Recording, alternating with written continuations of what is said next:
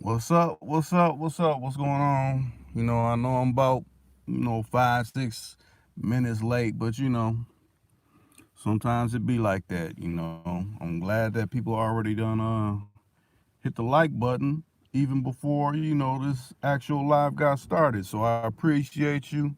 Hopefully, the people that were in, last night that wanted to, actually post their numbers and join in on the conversation, whatever it may be. Hopefully, you get the notification or you remember around the same amount of time that the last live went down and you come in and, throw your number up there to, join the conversation. So, since we're live, hopefully the notifications will go out and, we can get a conversation going. What's going on with you, James? I'm glad that you tuned in. I'm trying to keep it on a regular. Me going on around this time. I was gonna say what time, but it depends on what part of the world you're in. I'm gonna try to keep this consistent, so this particular interaction can continue and flourish and turn into something. Besides, when I just randomly post videos or whatever. But hopefully y'all's night's treating you right. You ain't been getting too many issues, you ain't been you ain't got too much stuff stacked up on your plate that you gotta deal with. If anything, it's something for the positive and not the negative. You do gotta get those negative things out though. If you got some issues you need to handle, hey, do your due diligence and eliminate them as soon as humanly possible.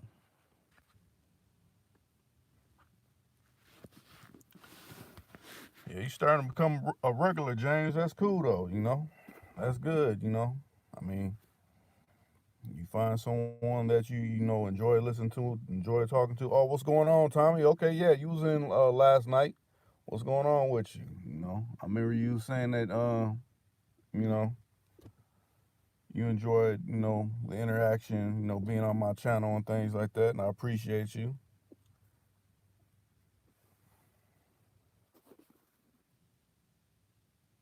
You said I got turned down by a big chick, but told her to have a nice day. Hey, it happens. It happens. Anybody, like I said, anybody that acts like they've never been turned down, they've never actually really had success genuinely.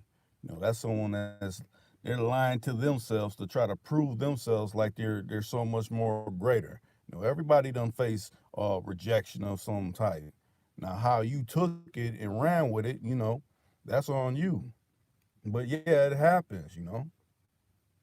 That's just like thinking about it, you know, every job you apply to, you got the job. I mean, maybe if you're in a small pool, that might be kind of possible. But if you're kind of throwing out your applications or whatever to wherever, you're gonna get some rejections, and you're gonna gain some intelligence from those interactions. Like, well, we didn't want you because of this particular reason, or we didn't want you for that reason. Or you may get a gig and you get the starting there because they're building up. Oh yeah, the workplace is fine and everything. Once you get in there and start interacting with the people, you're like, no, this gig ain't really like how the little supervisor manager built it up to be, and you may have to leave off that job site because of it. So I mean, it's not even always guaranteed.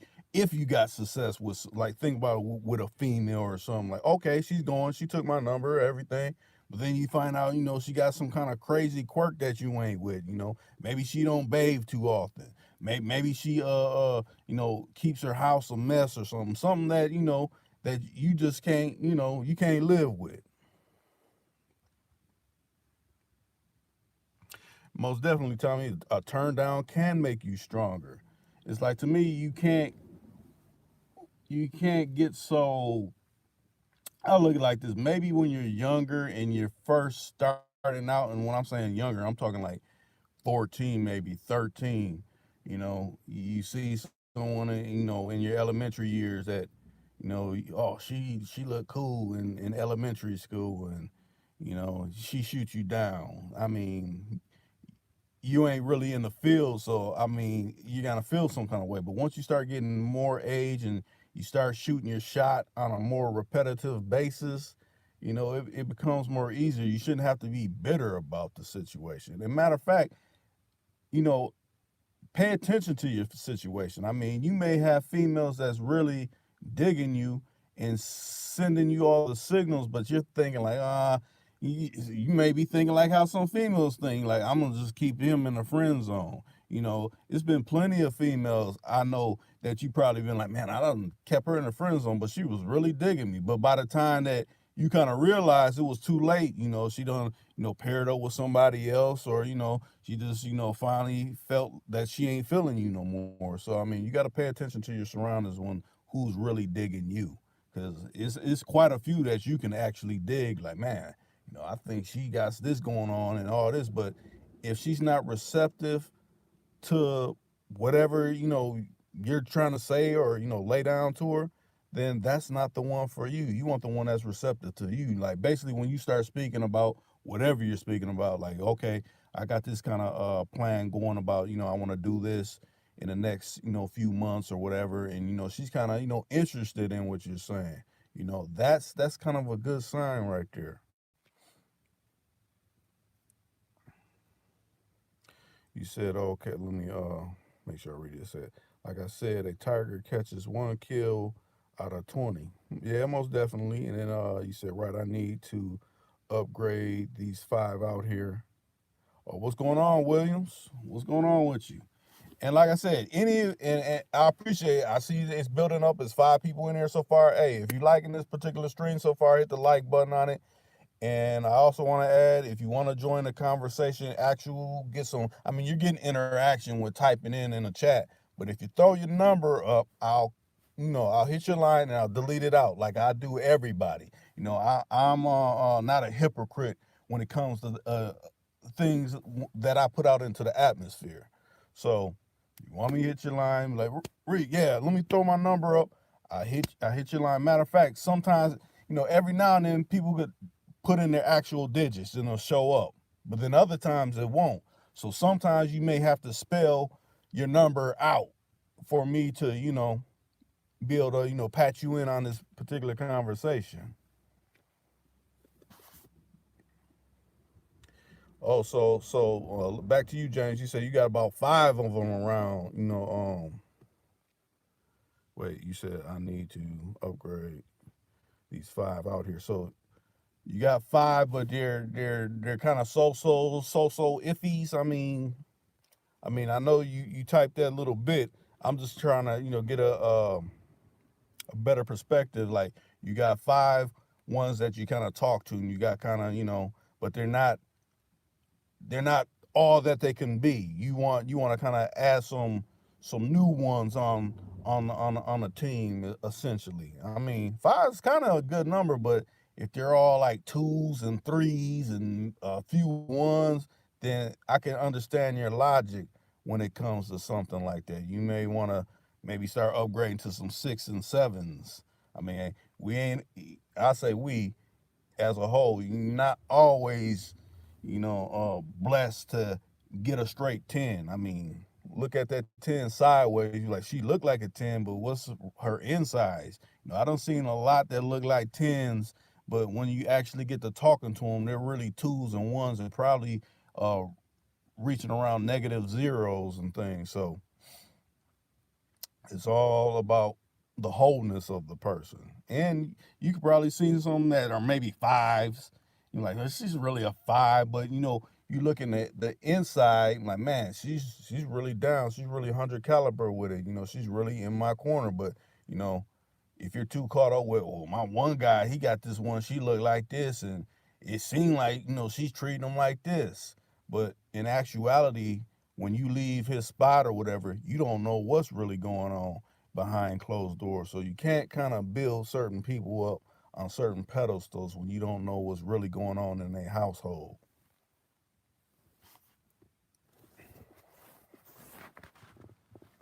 Let me check something real quick. I want to make sure, all the regulars is able to come in. Let me see something.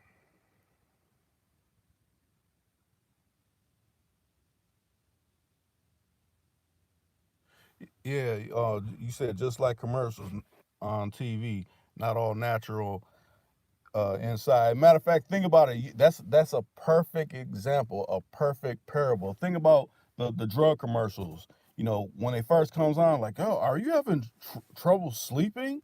Well, take some of this Ambien and it'll help you sleep. But then they start running the speed talk. Hey, may cause death. May do this. You may have a leaky stool and all this kind of stuff. They're telling you all the stuff up front. What it's actually gonna do. They say it's the side effects, but it's the actual effects that you're gonna feel. So don't let red flags get past you because you're just stuck on this perceived beauty, the perceived outer shell. Check all those other boxes that are making themselves prevalent. Like, well, she only talks nasty just a little bit. That means you're kind of dumbing yourself down to be within the situation. No, if you ain't cool with that, then that ain't the one for you. Oh, let me patch you in, Williams. Hold up. Anybody else that want to be patched in, I can patch you in just like I'm patching Williams in right about now. Let me go to where I need to go to make this happen.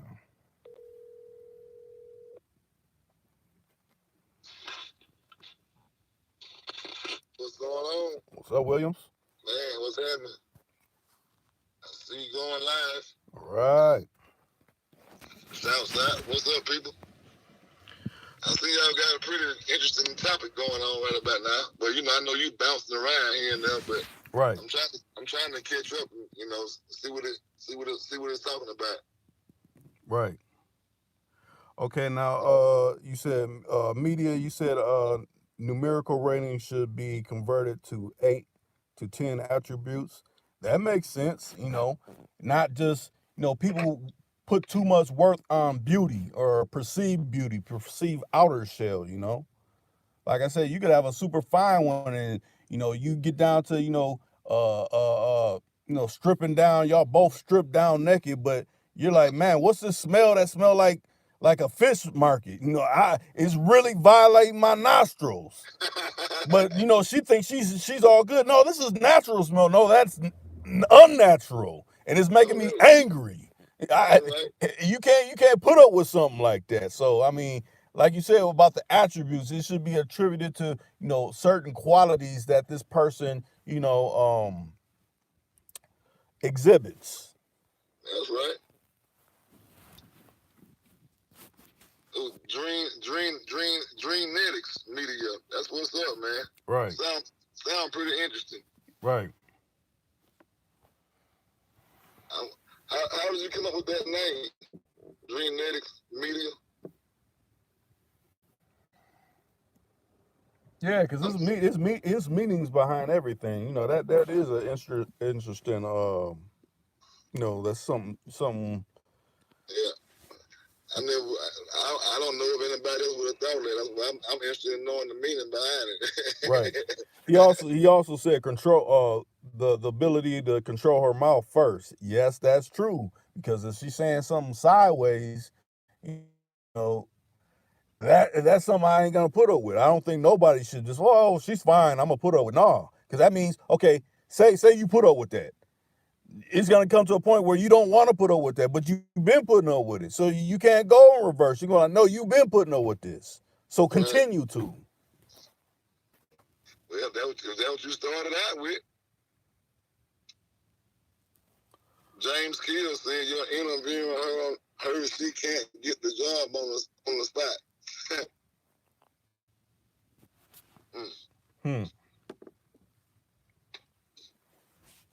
But kind of fill me in, let me know what y'all got going on, what y'all talking about. Well, I just came in and I'm kind of trying to catch up and fill in. Well, essentially, James, he started off saying that, he shot a shot at a big chick, but, she turned him down. But he said he kept it peaceful and said, have a good night. And I mean, like I said, you don't got to get bent out of shape. I was basically saying people get turned down. It happens, Right. Right. It doesn't matter if she big or small or whatever. They gonna turn you down. If they ain't up for it at the time. Right. You know. You gotta take the lick and keep rolling. Keep trying. Right. Don't get stuck up like some people and say, "Oh, I can't find nobody." everybody fucked up. You know. Right. Don't get like that. Right. What they call that, developing a chip on your shoulder. You don't want to be like that. Mm-hmm. The DreamNet is where you calling in from. Yeah, Williams, he's out of Mobile, Alabama. You know, Right. I'm in the hometown of the Purple One Prince. I want to say, James, you said you're out of upstate New York. So around the area of Rick James, Buffalo, around that area. I don't know if it's specifically Buffalo, but I know you said it's upstate New York. Okay, Ohio. But you're in okay. Arlington, Texas. Okay. Oh, that's what's up. Yeah, James Keels. Yeah, we kind of got a lot of people out of Ohio that kind of chime in, you know. We've been having a few people. I want to say regular that be on here low. I want to say he's from, what do you say, East Cleveland, I want to say it was. Mm-hmm. Cadillac J too, right? No, Cadillac J, he's from South Carolina. Right. Yeah, he ain't too far from him, so. Yeah. Yeah. So probably how far would that probably be from you? Depending on where he's at in South Carolina. Yeah, I was gonna say. Yeah, because it depends like what part of the state he's in too, so. Mm-hmm. I have to ask him the next time he chime in what party's in. Yeah, man, I've been messing around with them old cars today, man. I was trying to shoot you a few pictures and let you see what I was playing around with, you know. Right. You got some clean joints. What do you use for your everyday whip? I said, I got a 2015 Nissan Altima. Okay. So I usually drive it, you know, from town in, out of town or whatever. Right. So that's just something for. I had a female with it, and I took it from her. So yeah, I continued to pay for it until I paid it off, and then you know, now it's mine. Right. So yeah. Yeah, that happens every now and then. Some gotta get repossessed because someone ain't acting right. Yeah, you know, you gotta do it. So hey, especially if it's in my name and I'm putting the bill, fuck that. Right. Get out my shit. Right. So, yep. I'm back and forth with it now. I just got back in the Sable today. I had to put a ignition control switch on it. So it's been down for a couple of weeks. You know, I just got it. I finally broke the dash down and had to get up under and do it myself because I had paid somebody to do it and they screwed me. I still end up having to do it myself. Huh. Now, media said it's in style to be a sucker. Unfortunately, when it comes to dealing with women these days and times, I would agree with you on that. You know why that is? Because the art of communication has been lost. You know, social media been put in place so people could copy and paste whatever good words and try to send it out to, you know, whoever they're trying to, you know, speak to. But when it comes to actual interaction, you know, you can't pull out the notepad like, hey, how are you doing, darling? And no, you got to go off the top of your dome. And a lot of people are lost when it comes to that.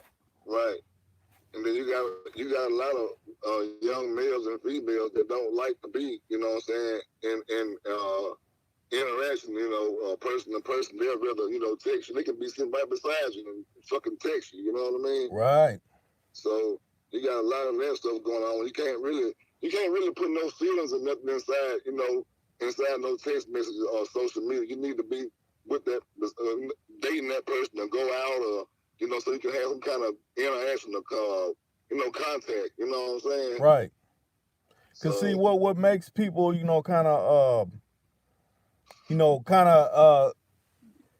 misconstrued about this, because like say you went to school with some females that so you like, I talk to them, cool, but Right. new people in this day and age of, like I said, with social media and all these different things that you can do on your phone, people are almost like how they used to always say, oh, we're seeing a zombie apocalypse. Well, essentially, that's what's going on, because people are so zoned into these phones, they don't want to interact with actual public. They'd rather, oh, well, I'm talking with this celebrity. Are you really talking with this celebrity, or are you just adding post onto whatever they're saying? Right. I'm like, man. Zombified. Right. Half of them celebrities got people answering their voicemails or emails and stuff for them anyway, so they ain't got time to respond or care about how you feel about them. Right. They don't know you like that, you know what I mean? Right. So, or we done seen how people, okay, the person they showed me the picture, she looking real right, and y'all been corresponding, but you ain't never met, so some kind of way you figure out, okay, she must work over here, and you go to the spot and end up being a dude or something, or end up being a female that ain't nothing like what you done seen. So I mean, you ain't lying.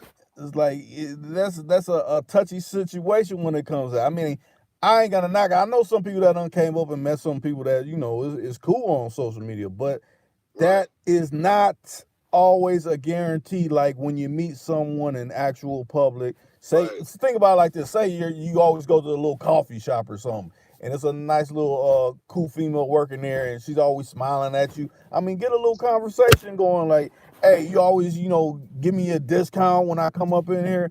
Hey, if you ain't got no folks or anything like that, why don't we do something? Why don't we get something going on? Let's start it off slow. And you can even do it like this. Oh, you on this social platform? I am too. Check me out.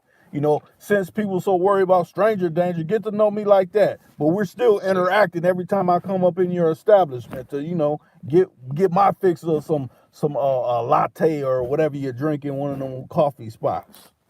That's right. A lot of them got their guards up right now. They ain't got time for the bullshit and the humbug. So you got to come on with it. Right.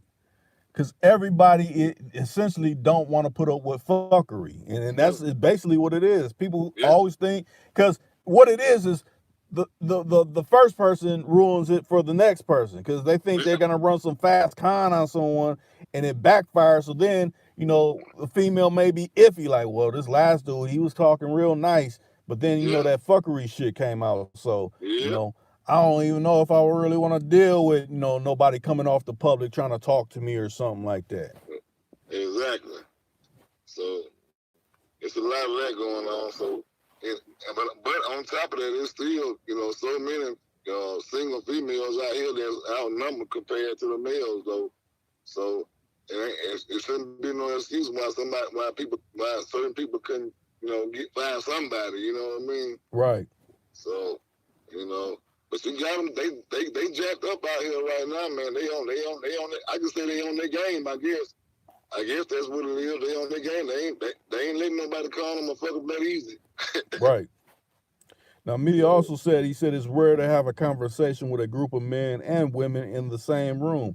Yeah, that's true, because everybody got so many preconceptions already. Oh, she don't want to fuck with me. She want to fuck with some baller ass nigga or something like that. No, you can't think like that. Shoot your shot. Matter of fact, you don't even have to shoot your shot all the time. Just come off cool, like, hey, how's your day going? You don't always have to be on that I'm trying to get at her mode. Just be cool. Just like, think about it like this: when you were younger, or if you still go now, it's people that probably knew your mother or your auntie or something, and you talk to them cool, like, hey, how you doing, miss, whatever. Oh yeah, I'm just going to school, doing my thing, I'm working. I mean, carry on normal conversations like that. If it turns into something later, then that's to your benefit. But if anything, just try to be keep a nice cordial conversation going from the beginning. Yeah, right.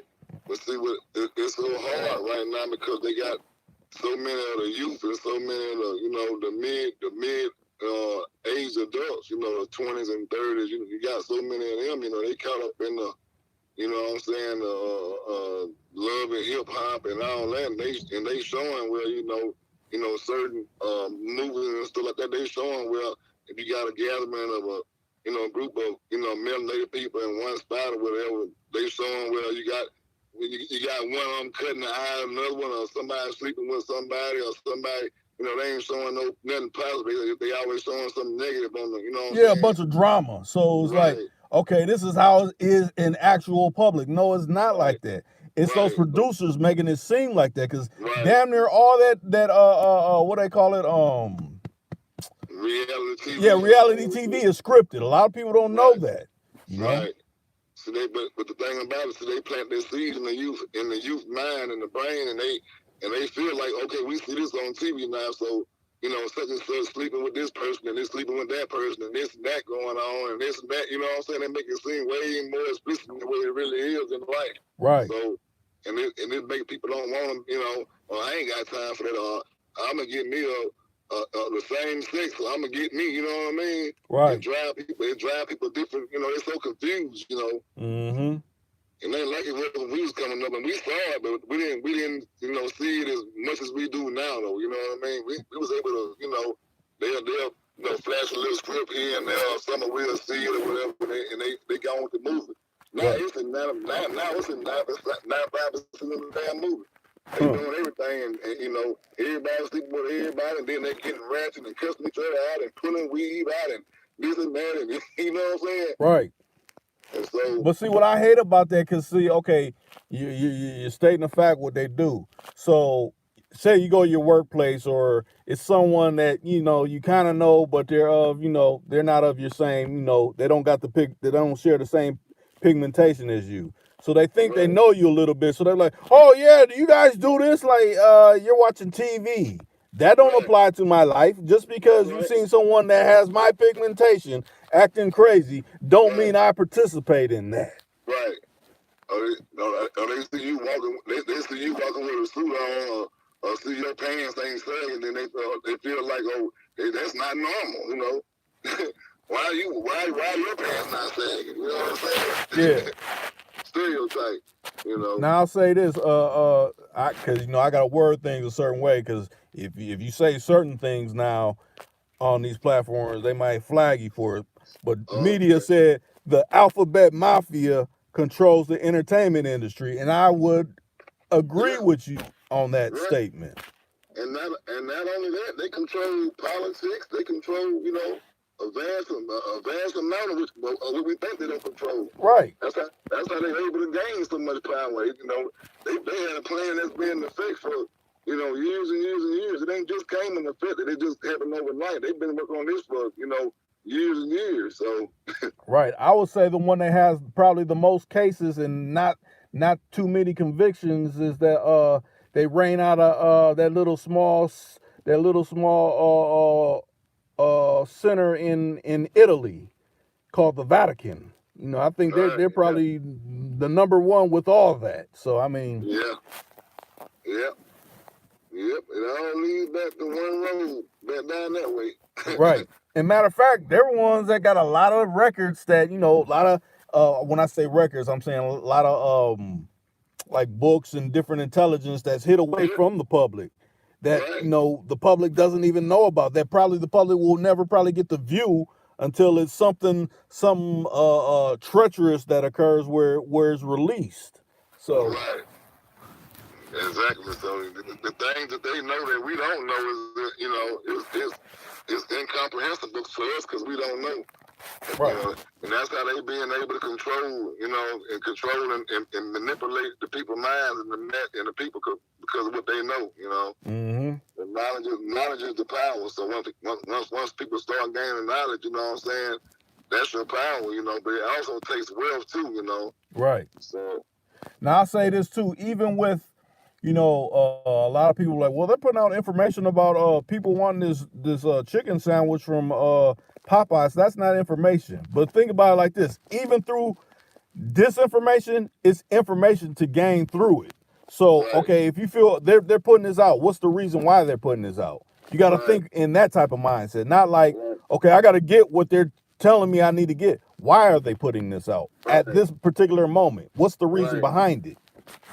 So they want us to continue to focus on, like Dr. Claude Anderson said, they want us to continue to focus on horizontal issues instead of vertical issues. They want us to focus on issues that's going side to side, round and round. Don't mean nothing, you know.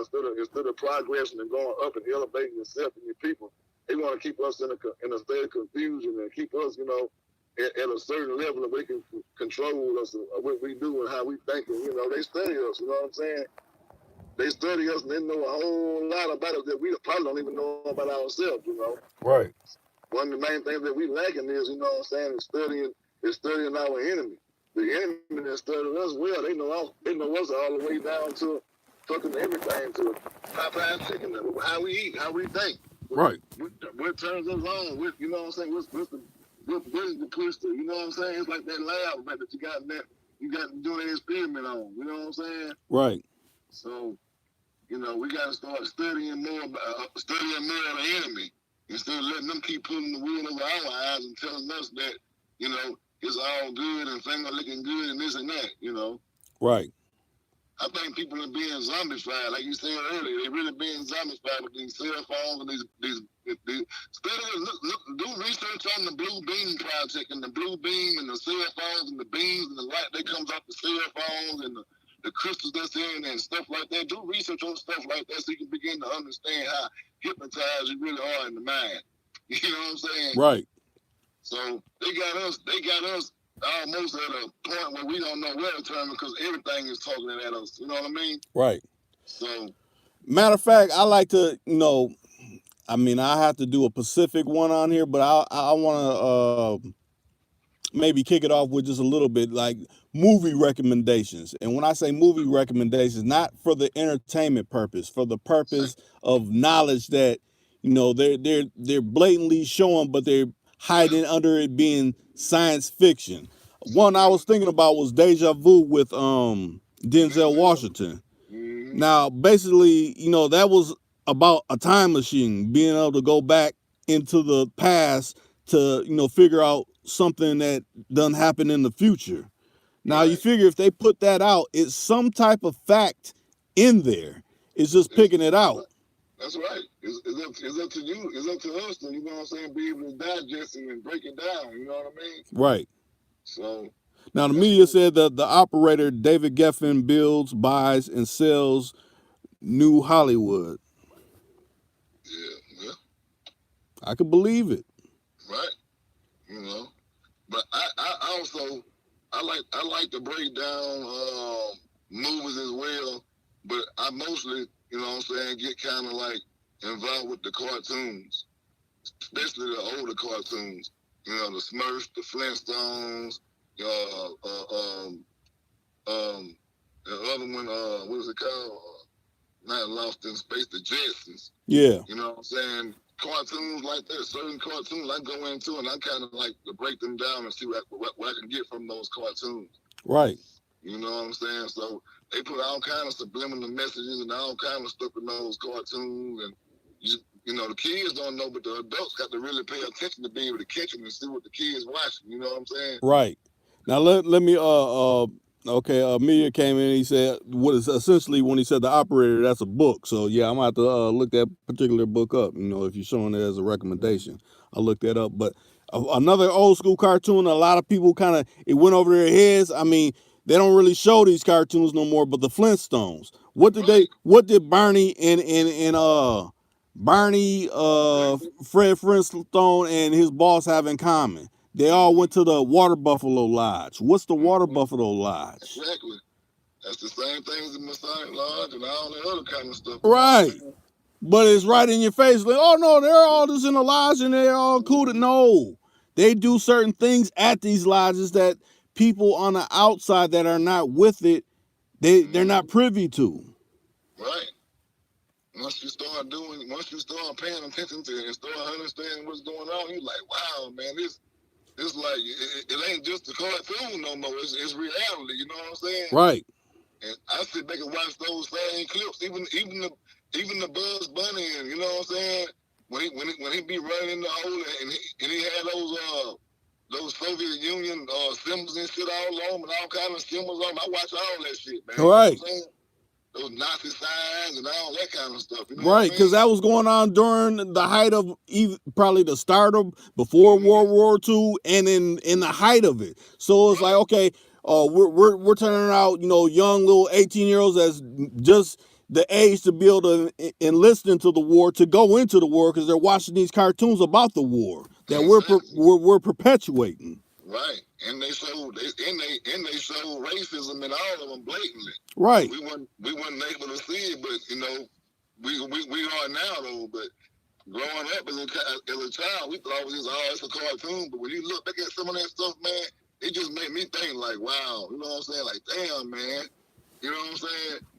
And the one that get me the most is the Smurfs, because you got Gargamel running around picking up all these little blue men, you know what I'm saying? Right. And I kind of, you know what they refer that to, you know what I'm saying? You think about how it come on and what's going on, and then you got the cat, and then you got these evil witches and stuff like. I'm like, damn, man, this shit crazy as fuck, man. Huh.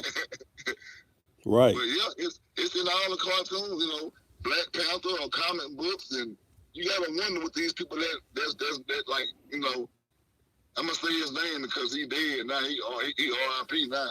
But Stan Lee and all these people, man, you guys really think about what they was into when they was creating these characters and these superheroes and stuff like that. Right. What were they really taking from, you know what I'm saying, our people in reality and actuality? Right. So they put it back in our face, but it's up to us to be differentiated and break it down and see what's like really going on. Mm-hmm.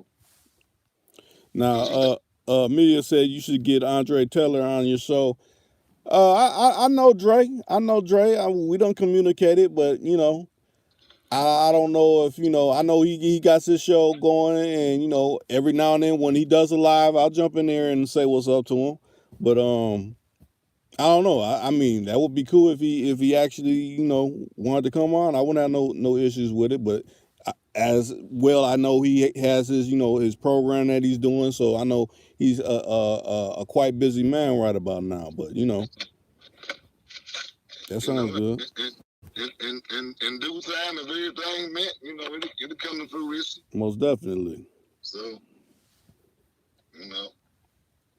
I hope y'all like we talking about, hit that thumbs up button and, Yeah, if you ain't had the opportunity to hit the thumbs up, hit the thumbs up. Hey, if you want to join the conversation and add something to it without having to do a bunch of typing, throw your number up. I'll delete it out the chat room. When it hits for replay, it won't even show that you put your number in. And, you could add to the conversation. But I'll say like this. I mean, how many, I'm trying to think, how many lives ago was that, Williams, where we had a rapper on there that was rapping or saying what he was saying? Hopefully we don't got nobody that want to do any of that kind of stuff. We want to have some actual dialogue. That was about 3 days ago. 3 Right. days ago. Right. Someone like that. Yeah. Matter of fact, I think that was Monday. Yeah, it was Monday. So yeah. Yeah. James Kills, you still out there? Tommy Wayne, you still out there? I'm just going through the chat. Right. I see Dream and Natics, he's the only one been coming in. So I'm trying to see what's, who else out there. Right. And if you're on your gig, I understand you can't be up there. Let me text and let me just, I got my Bluetooth earphones on. I'm just, on the gig, listen to them, get down or I even look at it like this. I know some people I listen to on YouTube and I put their videos on and they speak so what's the word I'm looking for? Fluent, but when it's like kind of like when it's wind downtown, their voice is so mellow and how they speak is at a certain tempo.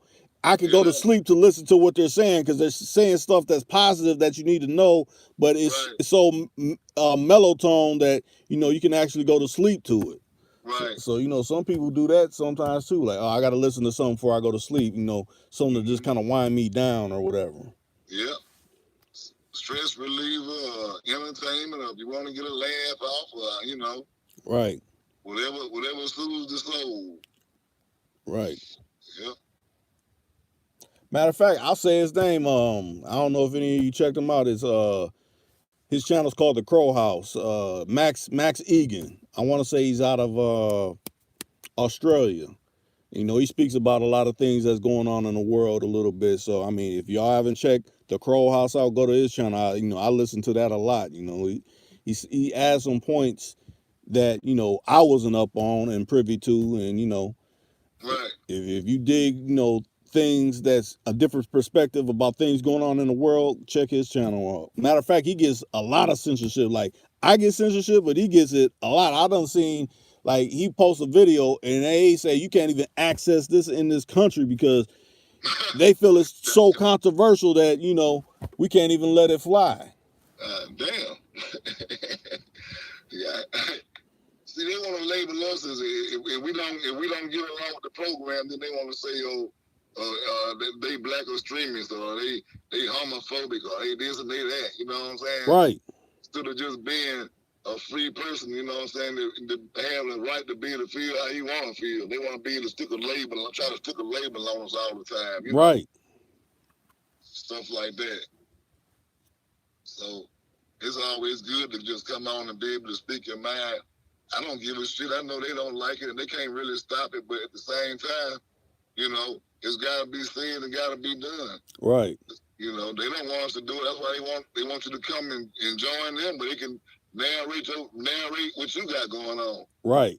But how I also was figuring, since my channel is essentially in good standing, they send trolls in from time to time to try to get you to get all hot and out of pocket. Cause I done watched other people's lives. The same trolls that done came in and said something negative, or they done gathered enough information from hearing you say what you say, they'll pick at those statements to try to get you to get mad. So, okay, now you're saying all these hateful words. Now they can flag you. Now they can knock your channel down.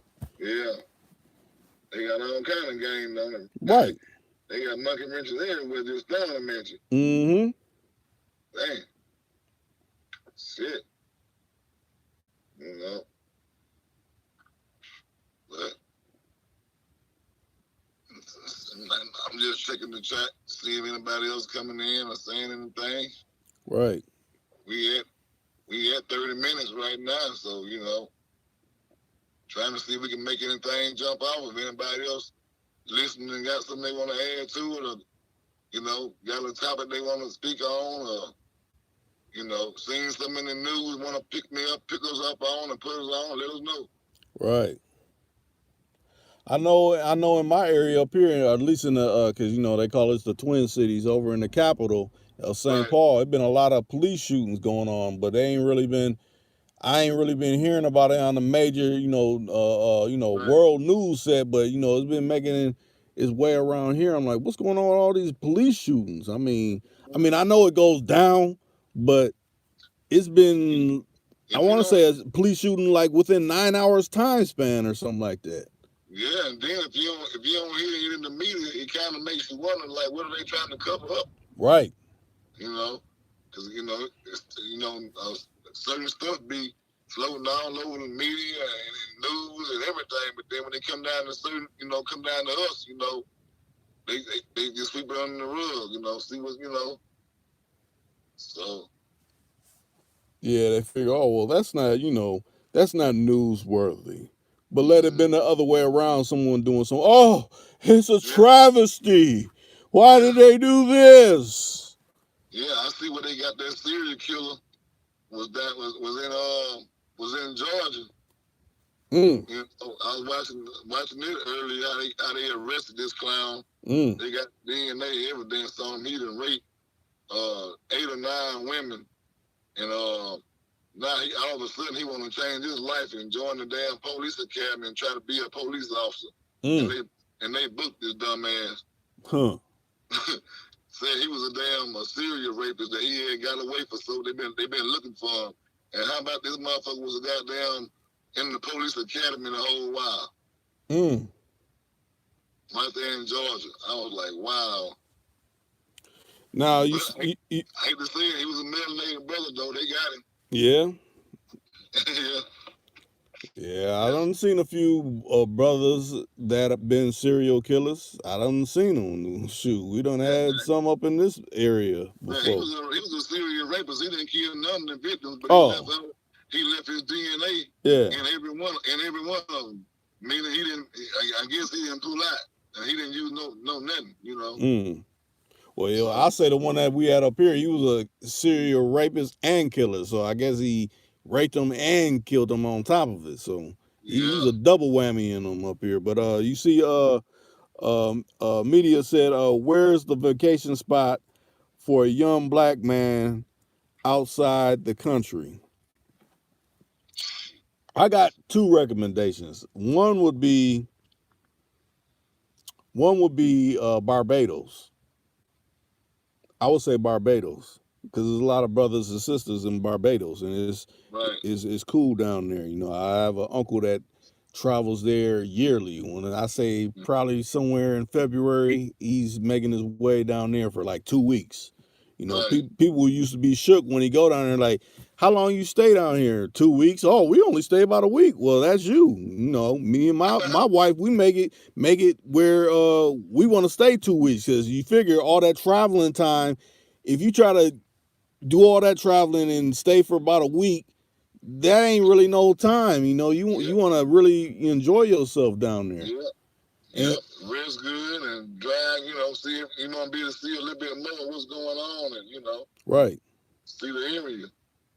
Yeah, because a lot of people be like, oh, well, I mean, we know Barbados is, going through some things right now, but people usually say Barbados, not, no, Bahamas, I'm saying. Yes, Barbados, but Bahamas, or they'll say, I guess you can go to Jamaica, but, a lot of times, they'll have you just trying to be on a resorts versus if you go to like Barbados, you could kind of, yeah, you can stay at a resort, but it'll be more, what's the word I'm looking for? It's more friendly for you to travel around the island because I figure like Right. this: if you ain't really from Jamaica and you go to certain parts that they always go to Kingston, well, if you ain't really from there, you could face issues down there. Yeah. So serious issues. Right. I got a sister, man. All she do is travel country. She all over the world. Right. And one thing she said, she said, wherever you go, you got to have that passport on you. It's like a must. You can't leave without that passport. You got to guard that motherfucker with protection. Like, you can't let it get stolen or nothing, because she be all in different countries and shit, man. So, they literally, live with their passports and, have it on their body everywhere they go. Right. Because she said they got them, they got people that pull up on them and jump out of vans and vehicles and shit and be like, hey, so-and-so passport, come go with us. And she was like, nah, we ain't going with nobody. You know what I mean? They don't have tourists and stuff like, like when you go into certain areas and stuff, they don't really have tourists and bodyguards and stuff like that. She just traveling, Right.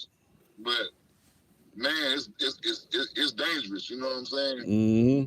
So yeah, you gotta keep that passport wherever you go, especially if you're out of the country. Huh. I told her, I said, damn, you pretty brave with it. She ain't really scared of nothing. She keep it moving, but she keep that passport on her.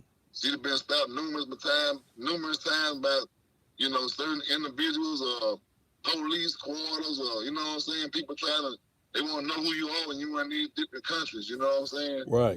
Especially if you traveling and you ain't in no designated area, or you ain't traveling in no pack, or you ain't traveling, you know what I'm saying, on no tourist attraction or nothing like that. Oh, they don't want you just roaming around. You gotta have that. You gotta have that passport or ID on you at all times. And you can't trust nobody. Right. Yeah. I would say another. No, I cut you off. Go ahead. No, you go ahead. No, I was gonna say another good one that you could do is probably maybe. I mean, if you're into it, them cruise ships. They dock at little different islands and stuff like that. No, they nice. The cruise ships nice.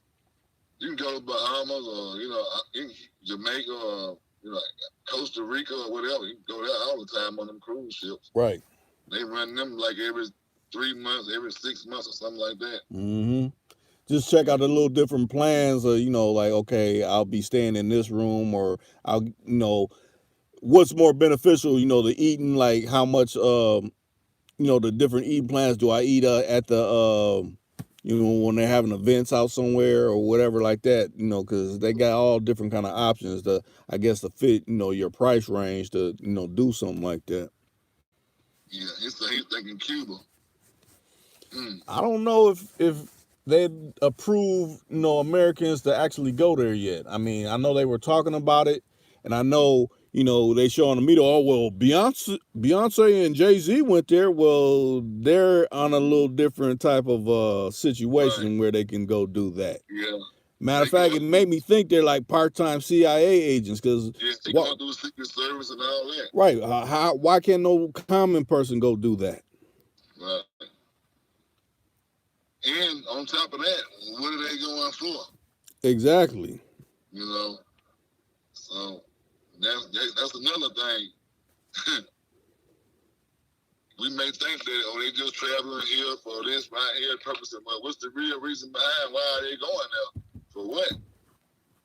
Yeah, and that situation that, because he said he'd been thinking about going down in to the Dominican Republic. They haven't really been talking about that, but yeah, it was a lot of Americans, Black Americans, going there and either being sick or getting killed, and nobody's really talking about that. No. You remember a few live streams back, I told you my sister, she was talking about going, and I told her not to go, but she ended up going anyway. And matter of fact, she just left there like the 31st of July. She stayed like a month. And she stayed there for a month, and then she went to she went somewhere else, I forgot. But yeah, she stayed like a month at each place. She said she was very cautious of, the food and drinks and stuff like that. But other than that, she had a good time, Okay. So, but yeah, she did say that people was kind of weird though, at the time, and in certain places, in certain areas. Yeah. I guess they was all skeptical of, who was who and what's what not, Right. So. I just look at it like this. A lot of people don't know or don't think about it, but Haiti's just right across from there. Right. Remember, Haiti's the one that killed off the captors that the slave ships. They didn't bow down to the shit. But Dominican Republic, they was accepting of the shit. So they actually don't think they got no African blood in them, but they do. Yeah, right. And they revolted. They started putting themselves inside the cannons and shooting their own bodies, live bodies out, trying to fight them motherfuckers away, man. They died fighting that battle, that Haiti revolution, man. Them wasn't no bunch of scared motherfuckers, you know what I mean? Right. And they was ready to go to war, and they went to war. So, I don't know what's up with the people now. They just, you know what I'm saying? Certain ones that got weak now and just fall for anything. Right. Shit. He said people are going to Cuba. Cuba ain't a bad place if you want to go. If you want to go tour or whatever. Now the only way I know people actually can do it, I don't think you could fly directly from here to Cuba. You got to go like, okay, say you go to go to Barbados, and then from Barbados, then you can go over there or something like that. It's not a direct flight. You got to go through another country, or you go to Mexico and then you go to Cuba. It's not directly out of the U.S. I know that. Yeah, you traveling international, you got to make 2 or 3 stops. You going, somewhere like that, yeah. So, but yeah, I got a younger sister, man. That's all she do is she travel the world, man. She done been in Spain, Italy, China, Africa. She done fucking been everywhere. I say, damn, you moving around way more than me, baby. Yeah, she really globe trotting. Yeah, she is, man.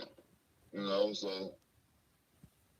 And what she always said, she like, but she's single, she ain't got no kids and nothing like that, so she like enjoying herself. She said, yeah, Right. And that don't cost much to travel for real and see the world. Yeah, especially if it's just you and, Yeah. maybe you may have a friend that wanna, hey, let's, you Yeah. got the time, hey, you can come with me and go Right. do this. So you're only basically taking care, yourself. So And her and her friend, she got a friend, and all they do is travel, man. And they work on the computer, so I mean, fuck, they ain't out. They job is clocking in on a computer. They wherever they at, they clock in and do they 2 or 3 hours or 8 hours on the computer, and then that's it. huh. I said, damn, y'all got it sweet. Right. You know, so Rich TV's in here. He said, "Oh man," he said, Stan G back in here. Hey, what's going on with you? Hopefully your night's been treating you right. what's up, Street Rich TV? Yeah. Yeah, I still ain't got a chance to check you out, but I'm gonna probably go on there tomorrow.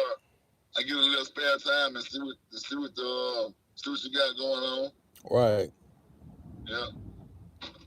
What you know good, man? How you doing out there? Right. And for those that was in the stream last night that said, hey, I want to put my number up so I could join the line, you can do that. Throw your number up and I'll hit your line. You can add to the call and add whatever you want to add and say what you want to say, Right. Hey, Rick, I'm gonna let you talk for a minute. I got to run for a second. I'll be right back. It's so long. Yeah. I'm just putting the phone down. So yeah, just throw me on mute or whatever. All right. Everything been copacetic, Street Rich TV. That's good. That's real good. You got anything that you want to voice? Any topics? Any directions you want this conversation to go? I mean, essentially, we're talking about traveling.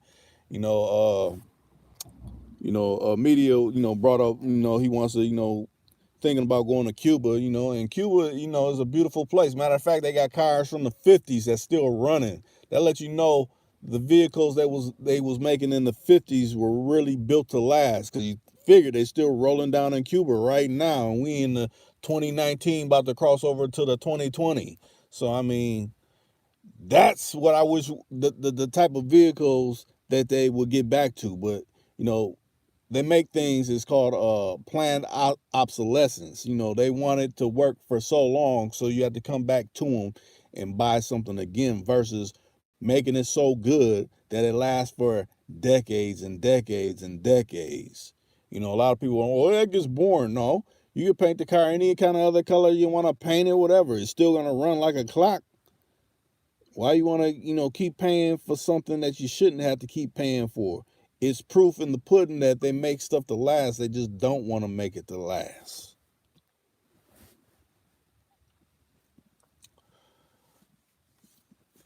But shows, we've been on 57 minutes, and we've been kind of having, some different areas ventured in, different topics, and those that ain't like this particular live stream, hey, it's your opportunity to hit the like button.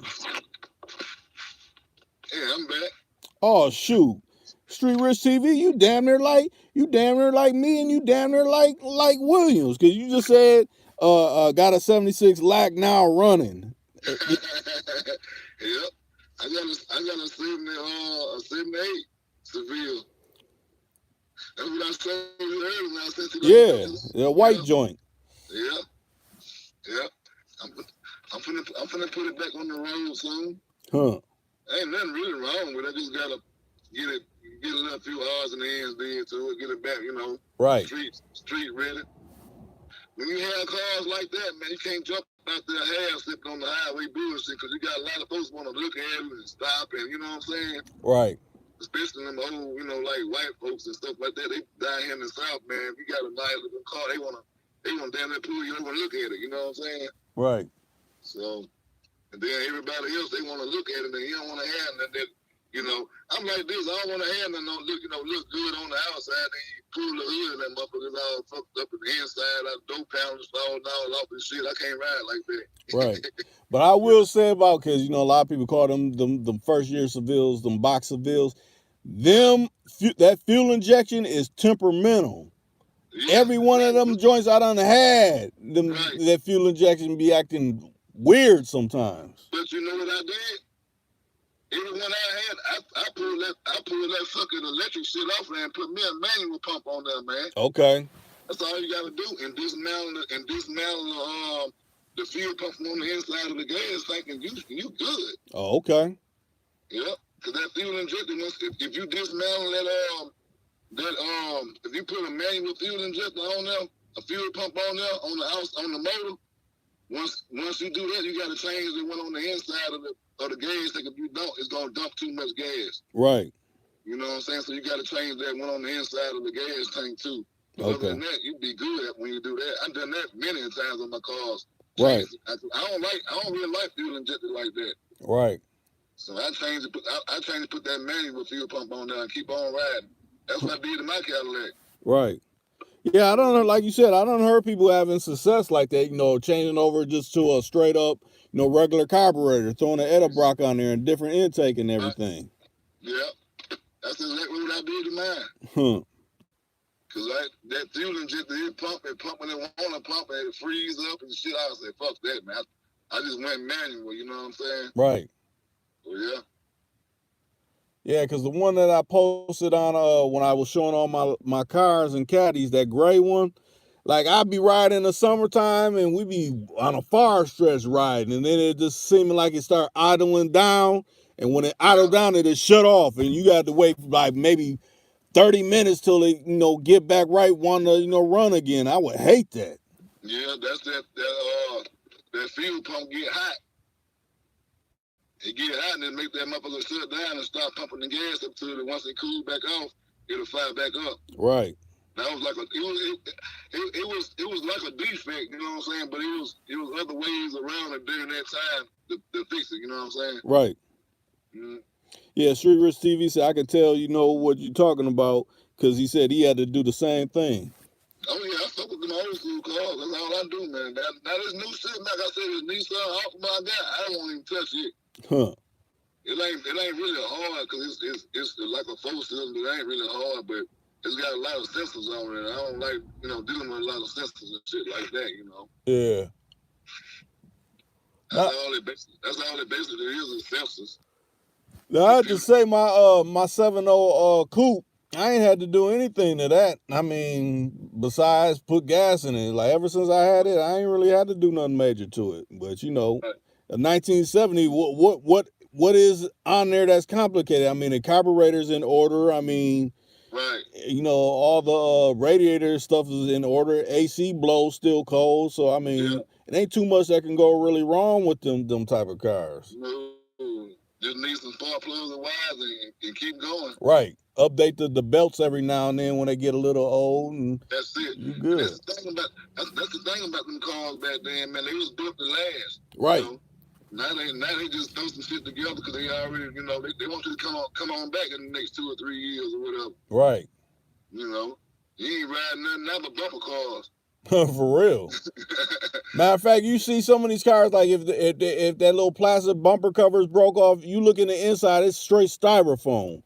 I'm like, styrofoam. So just think, if you really get hit by something real, you might end up being dead for real. You get hit by that Cadillac, man, you won't even hurt that Cadillac. Your shit will be totaled all the way out. Right. You probably won't even dent the damn bumper or nothing in that Cadillac. Huh.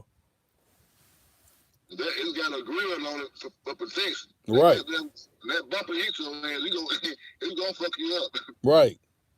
This new shit now, they ain't got bumpers. I don't like that because they ain't got bumpers. You know what I mean? Yeah, chrome and all that. It's like they got the fake little plastic chrome. That ain't chrome. I want real stainless steel type chrome. Right. Real chrome and real wood grain going through your shit. Right. So he said I just got a cancer spot on my leg. I'm sitting up. Yeah, me too. Huh. I left mine out in the weather. It got to it a little bit, but I done already sanded it down and bond-loaded, and I just got to get it ready to paint now. Right. I'm gonna go back over probably the same color or something. I don't know. I ain't gonna really try to change too much on it. I might put some Vogues on that bad boy, and that's it. Right. Vogues and hubcaps, or some Cocoa tires and hubcaps. Huh. Yeah. Any air shocks or anything like that? You gonna throw any air shocks or anything? The way it's sitting, I might just leave it the way it's sitting because it ain't really, it Okay. ain't really down. Okay. So I might just leave it the way it's sitting unless I want to, jack it up a little bit. Yeah. Yeah, but them short dogs, man, I always did like them. That was the first car I had that I ever bought, and I was like 14 years old. So I was like, I said if I ran across another one, that I'd probably end up keeping it. So it took me like 25 years to run across another one. And I done had that one for like about 5 years now. So I've been holding on to it. Yeah. Yeah. I could have sold it a bunch of times. Matter of fact, I don't even believe I drove it 10 times in 5 years. Huh. So, yeah. I just got it sitting like a brand new car, man. Just got it sitting. Huh. Yeah. Yeah, I did some work on the interior and I changed the dashboard and got some more interior and stuff like that in it because it was all seats and shit was all ragged out in it, so I kind of like put it back together, Right. Mm-hmm. Yeah. Now, Street Rich TV said, yeah, I hate that too. He said, I got new air shocks in the back of mine. Yeah, I put air shocks on my Fleetwood that I posted a video of. But see, when them air shocks go bad, man, you just drop them air shocks, man, because they always go bad. And I put springs on there, either lifters. Yeah, because they were trying to sell me on, I guess they sell these that lifter kit. Not so much lifter kit. It's a shock that got the spring integrated on it. Where yeah, right, the spring kit. Yeah. It's basically the same thing as that airbag, but bad for real because that airbag it'll keep going out on you for so long. Yeah. With that spring, you ain't gotta really worry about it going nowhere for real. Right, because on that gray coupe that I posted a picture on that video, that had that on there when I first bought it, and it sat, it had a nice height to it. So yeah, them Cadillacs, and them Lincolns with them air shocks on there and stuff. Them bags always bust, so they go down. They got most of them have a little thing in the back of the trunk where you can add a shock back up or whatever, not add a bag up or whatever, not.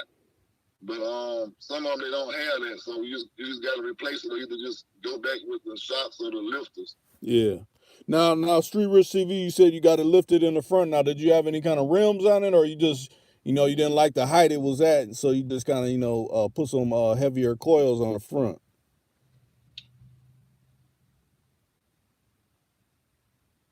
I mean, it's rare. I mean, I done seen it where people break, front springs where they had to change it, but that's kind of rare sometimes for that to happen.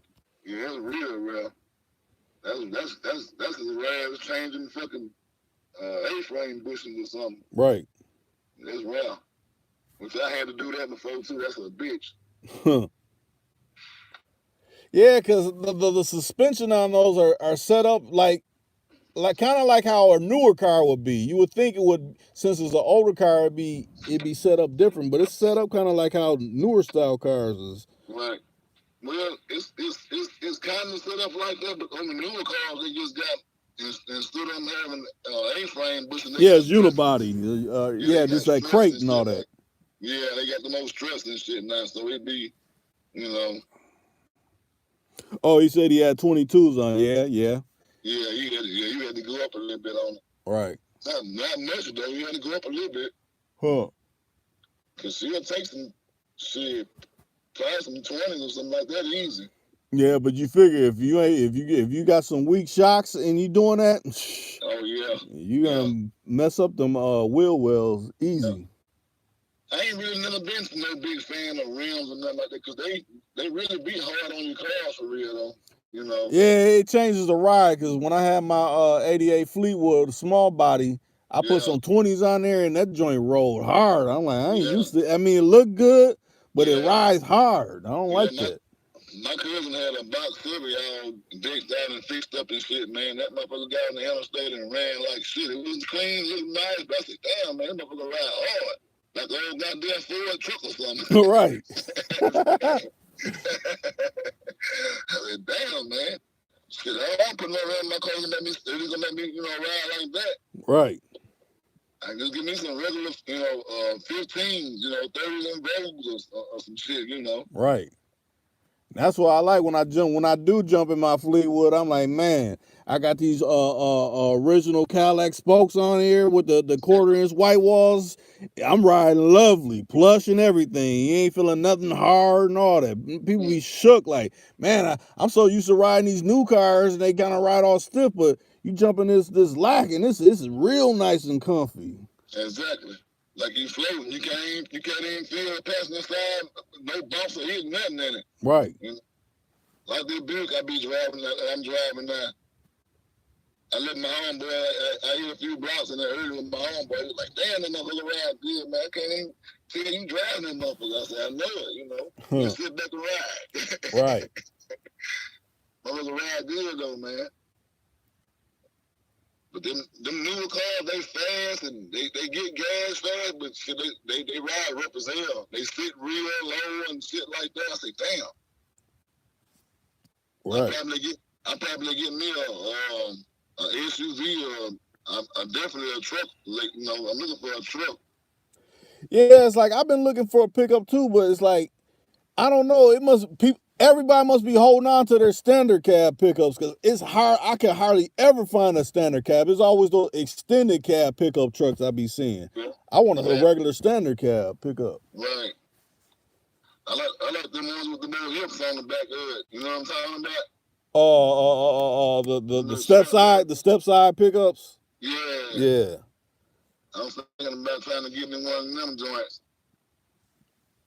I kind of like them. They look kind of sporty when they cleaned up. Right. Mm-hmm. Yeah, you can still get you know what you need to get done with that because a lot of people complain, well, the bed's more smaller. I mean, you can still get stuff in there that you need. Right, and not only that, hell, I got a trailer. I'm putting my trailer anyway, so right. That'll save me. I ain't got to really do a lot of loading up or putting nothing on that truck if I can find me one of them kind of trucks. Right. So.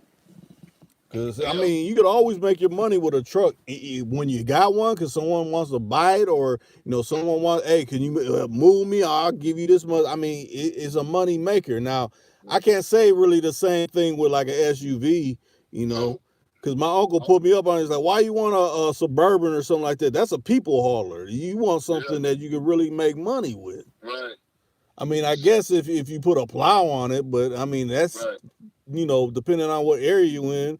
And you know, a truck. Well, I mean, man, once I get me a truck, another truck, I'll be all right. Cause shit, it's people that set out stuff on the side of the road, man. Shit be in good condition, all kind of shit. You just run across, and they just pass by, like, damn, if I had a truck, I'd get this motherfucker. You know what I'm saying? Right. All kind of shit you just get and scrap out or sell or.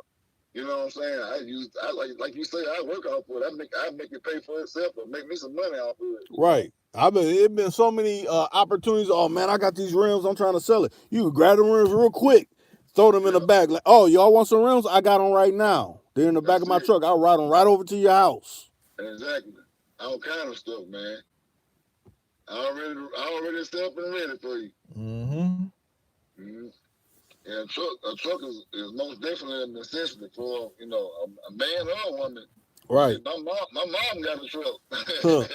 So I gotta hit up for her truck every now and then. Let me in the truck, mama. Huh. So shit, I definitely gotta get me another one. But a lot of times they try to get a lot of females, you know, stuck on SUVs. Like, oh, get a little SUV. I'm like, nah, I'm good on that. I mean, to me, that's like a big wagon. Like. Yeah. I mean, if I wanted a wagon, I would have bought a wagon. I had opportunities to buy a wagon a long time ago. Why want an SUV? I want something I can really make money with. If you look at them SUVs now, man, and how much they fucking weigh and shit, and the gas you gotta put in them, you don't want it. Right. And a lot of them be all-wheel drive. A lot of people don't understand all-wheel drive versus four-wheel drive is totally different. Right. Exactly. A whole lot of big difference. Because at least with four-wheel drive, you could take it out of that where you could just, you know, and then you get better gas mileage like that. But when you got it in that, when it's all-wheel drive and it's always like that, you're sucking more gas. Yeah. Yeah, I had a 96 Jimmy GMC. That was a four-wheel drive. That one was nice. It was all right. That's probably the only SUV that I really had, you know. Yeah. I like trucks and cars, you know. Mm-hmm. especially the older cars, the old Deuce and the Quarters and Delta 88 automobiles and the Cadillacs, and Yeah, you know, see I some. put my guy up on one of them. He matter of fact, it was his old farmer. He was selling. He had two Deuces. He had a '74 that was just a hard top, but then he had a '69 that was a drop, and he sold Damn, both of them for 1,500.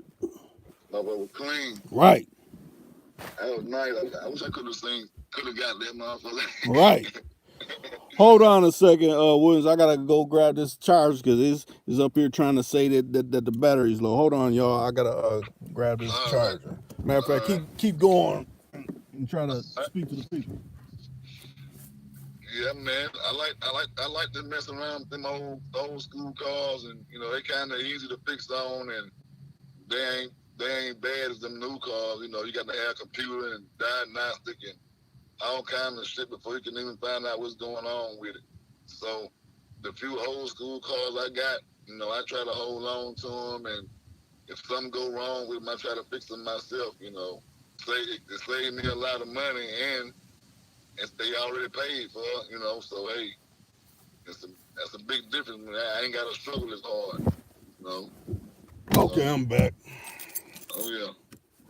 Yeah, I was just saying, it's I like to have them old school cars because they're easy to fix on, and like the new cars, you got to keep on hooking up to the computer to find out this and find out that. Those older cars, they ain't hard to figure out. Right. So I try to hold on to the ones that I run across and try to keep them. I ain't really into trying to buy nothing that's new anyway. I like to have something new, something up to date to like my Altima, traveling around in, or get from A to B in and this and that without driving my old schools all the time every day. Yeah. You run them cars, they ain't made to run every day like that.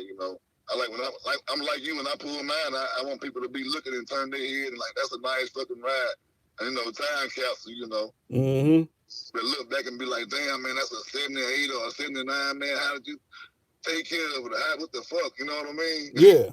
You got a lot of questions they want to know about it. Right. And when you get them, it's always a story. Cause like I said, when I got my Gold 70 coupe, wait a minute. Street Rich TV said, Reek, you and Ken got some content coming. Oh yeah, I got. Matter of fact, if y'all, I don't know if you re-listened to it, Williams, but yesterday, I got a call right in between the live. We got new content. Matter of fact, I've been having content. I just didn't put any up, the last Friday, Saturday. But yeah, Right. I'm gonna put some new stuff up either Friday or Saturday. It's gonna be some new content coming out, and we're always hitting some topics that need to be heard, and Right. So yeah, be checking.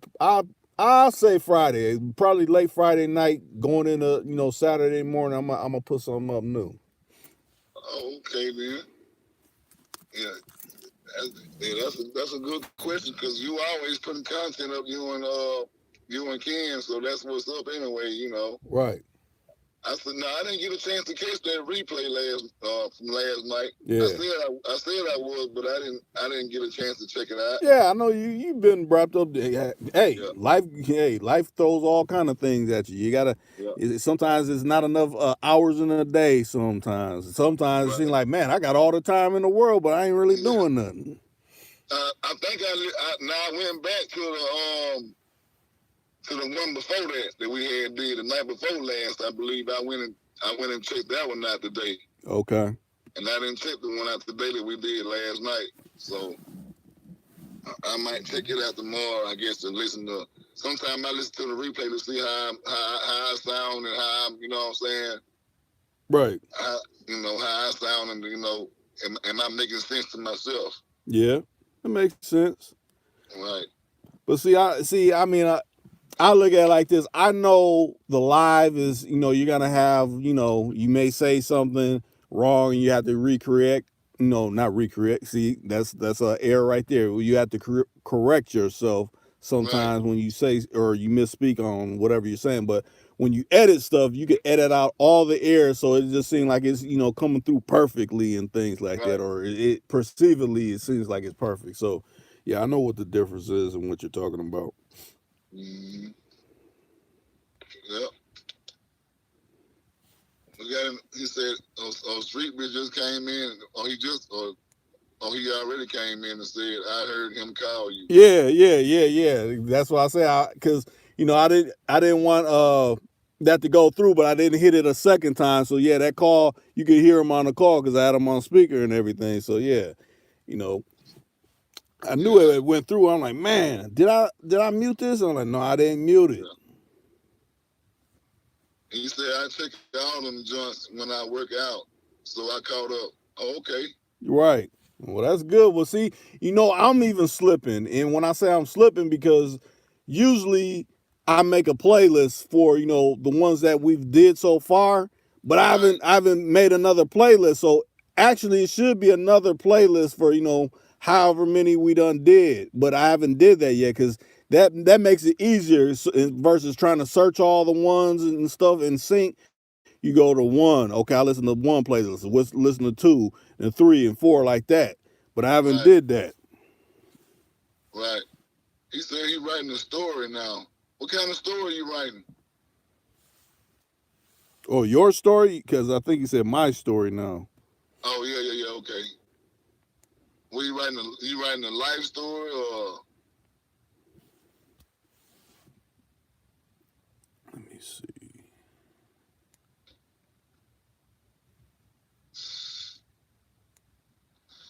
I'm glad we got some new people that came in and chimed in tonight. Right. And Dream Addicts and who was that else came in? James Keels and Yeah, he said his life story.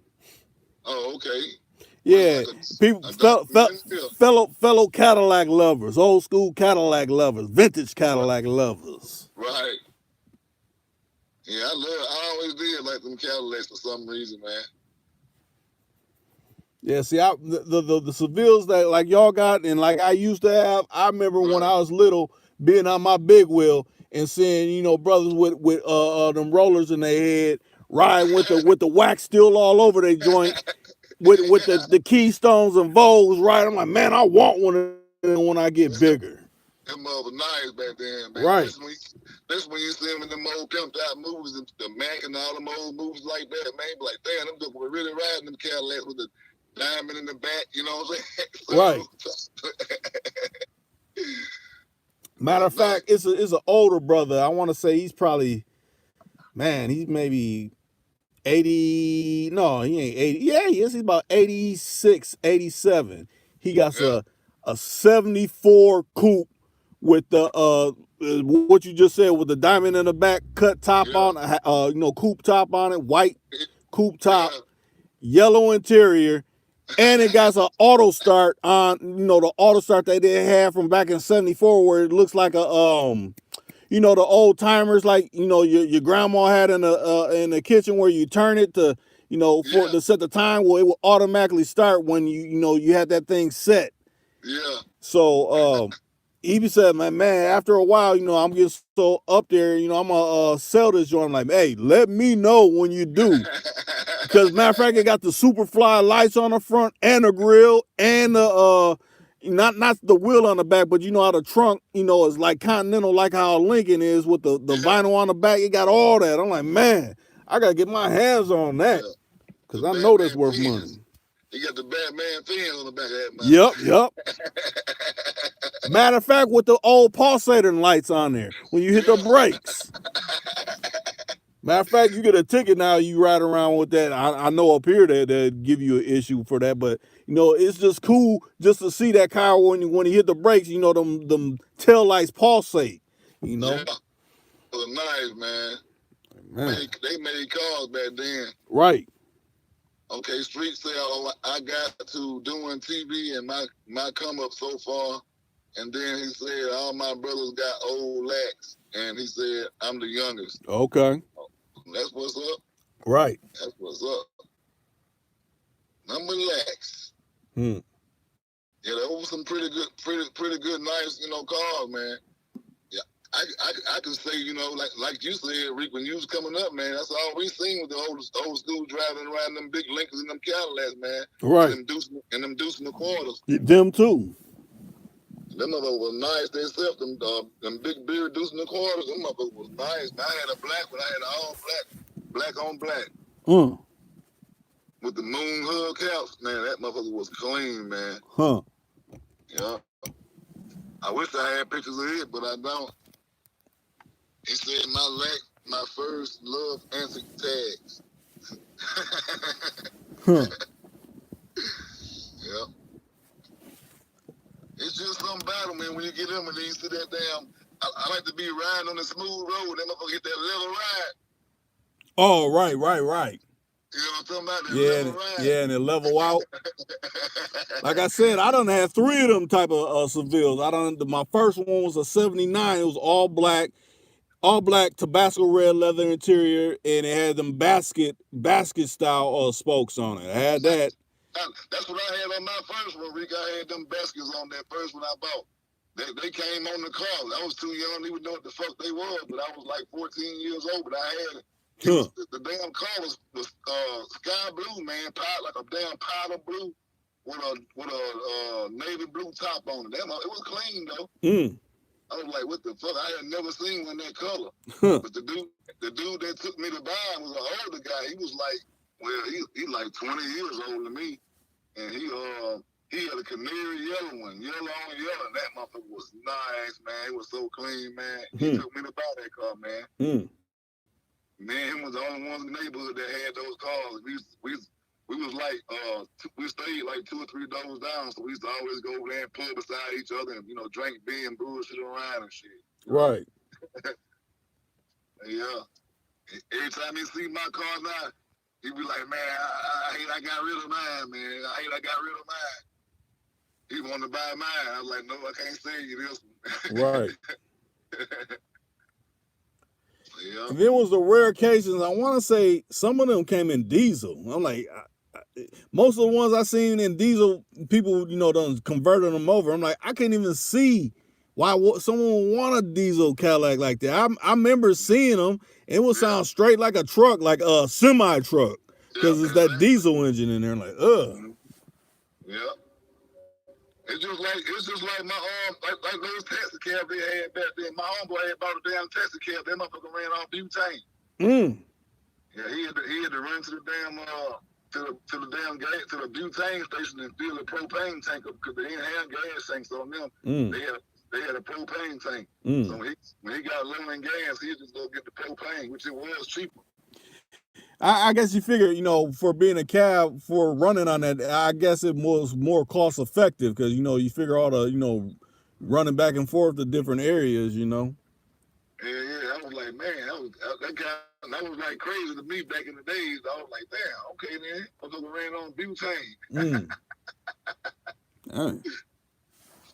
But shit, he didn't have to get gas every day either though. That motherfucker stayed full a long time.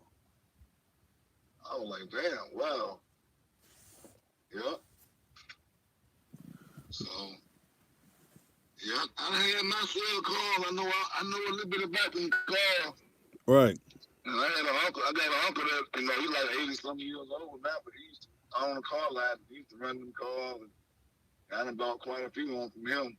I bought a 77 Delta 88 from him, Royale from him. That boy had the square back on it. Yeah. Yeah, I got it painted chrome. I got it painted gray with blueberry strips in and chrome flakes. That motherfucker was clean, man.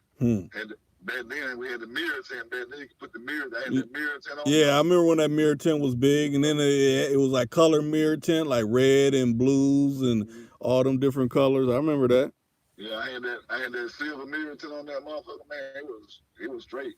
Yeah, Street Rich TV said, how old are y'all? I'm 40. I'm 45. Yep. Oh, yep. How old is you, Street Rich TV? What's your age?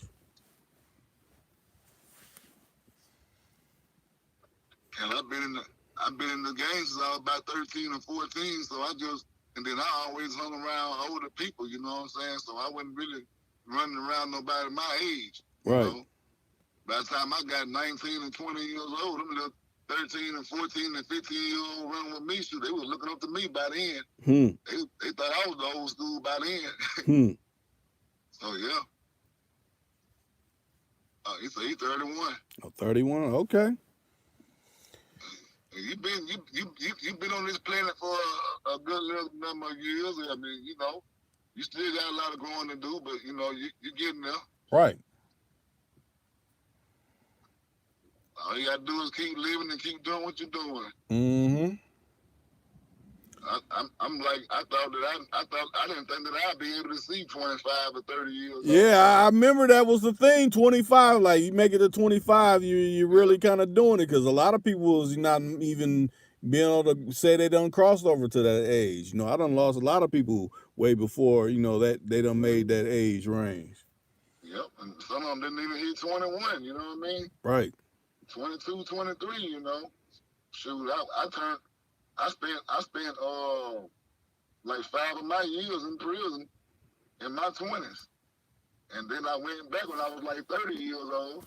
And I didn't get back out till I was like 34, almost 35. So, Okay. You know, I got a little time under my belt from, you know, from the shit I was doing back in the day. You know what I'm saying? So, you know, I'm glad all that's out of my system now. I ain't got to go through that shit now because my nerves too bad. Now, he said, my brother is 42. He said, my brother raised me. Hey, ain't nothing wrong with it. Okay, man. So you came up on the old school rap and the old school cars and stuff like that then. You know, that was the thing back then in the 90s, you know, the early 90s, all the 90s for real, I can say. Right. I can say from 88 or 89 all the way to like 98, 99, man, it was like the best years of my life. You know, as far as coming up as a teenager and all that kind of stuff, you know. Right. Now, Tommy said wisdom. He said older gives you gives you some knowledge. Yeah. Yeah. I believe that. One thing about the old schools back then, they showed you the game and they told you, you know what I'm saying, you had an option, you know. You can go this way or you can do it this way, you know. They always kind of like left you a way out, a situation, you know. Right. They didn't too much lead you astray if they didn't, you know, think that you was able to run the streets. You had to be a big dog to come off the porch, you know what I'm saying? Right. So nowadays you got cats just jump off the porch head first and they don't know shit. Back then, you know, you had old school to tell you, you know what I'm saying, hey man, take your young ass home, you ain't ready for this. You ain't ready for this out here. Right. You know what I'm saying? Then when they see you out here, you know what I'm saying, then they might, you know, try to lace you up a little bit, you know, young nigga this, and, you know, check this out and this and that, but not no more. Right. They want to put a fee on it. Like, okay, now if you want some more of this game, you just got to pay me. Woo. I mean, I understand on certain things, if you're getting really intricate, then you may want to assess, you know, some type of, you know, stipend or something. But I mean, you know, just common questions that someone may ask and or, you know, want in a certain area, then yeah, I don't see no problem with, you know, pulling someone up under your wing and, you know, putting them up on game. Right. But yeah, Street Rich TV said, I was wild, but I was locked up at 15, but now I just think and grow rich. Yeah, that's what's up. You know, man, let me tell you, I've been through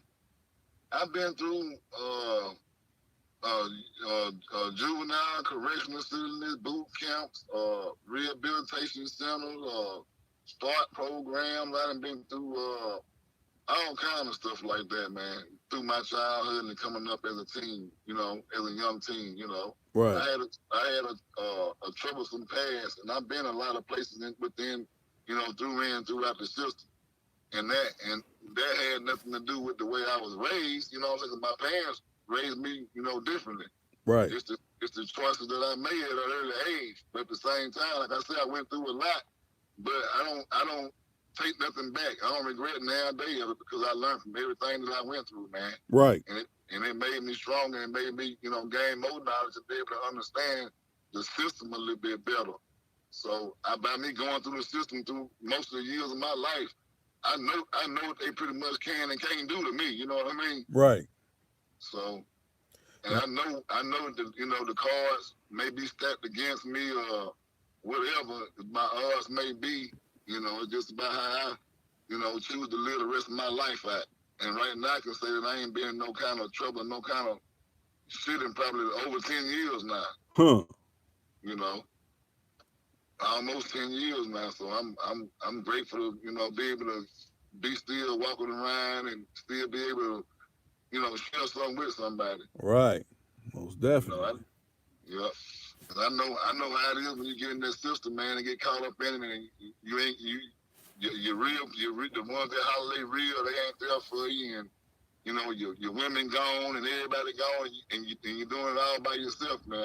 I've been there, Right. You definitely lose a lot when you're behind the clock. Yes, sir.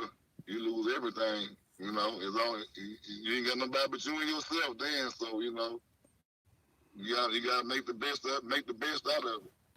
Most of the times that I did go, I learned over the period of time that I was going, I learned how to suck it up and be able to stay on my own too, and be able to handle my own time, do my own time. Right. Ain't never had to tell on nobody or blame nobody else, because of the situation that I got myself involved in. Right. So now, Tommy asked, he said, does prison give you any knowledge? Yeah, most definitely. Prison give you a whole lot of love, but at the same time, it depends on the type of crowd that you involve yourself in, or type of people that you hanging around. Right.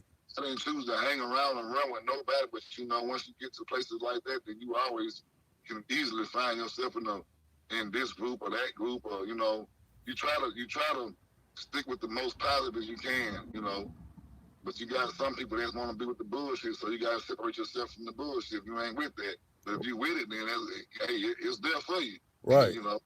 But I look at it, there's a lot of people that can gain knowledge and they ain't never been to prison. And when I say that, like, I done had a close cousin that's damn near like my brother when we were coming up, and he would always go back and forth. I'd be going up there to see him every now and then and things like that. So I kind of understood, what that shit was kind of about, and how he carried out his life. So it's like, okay, I know I don't want to go this route because I don't like having to even come up here, and I don't like the he's telling me about the situation that he has to because since he claimed the gang, he's having issues up in there because of that. So I mean, like when you see that firsthand, you don't, some people like, I'm intrigued with that, and it's like they want to go there. No. When I was growing up, me seeing the people in my community, going getting incarcerated, getting in and out of jail, it didn't feel me. It didn't put no kind of like, I don't want to go there. It's a bad thing to do. Because when I seen them get out, they was getting love and props and getting put back on their feet, and it didn't make me want to go there. But at the same time, it was like, shit. Hell, I ain't really got, nothing to lose, I guess, Yeah.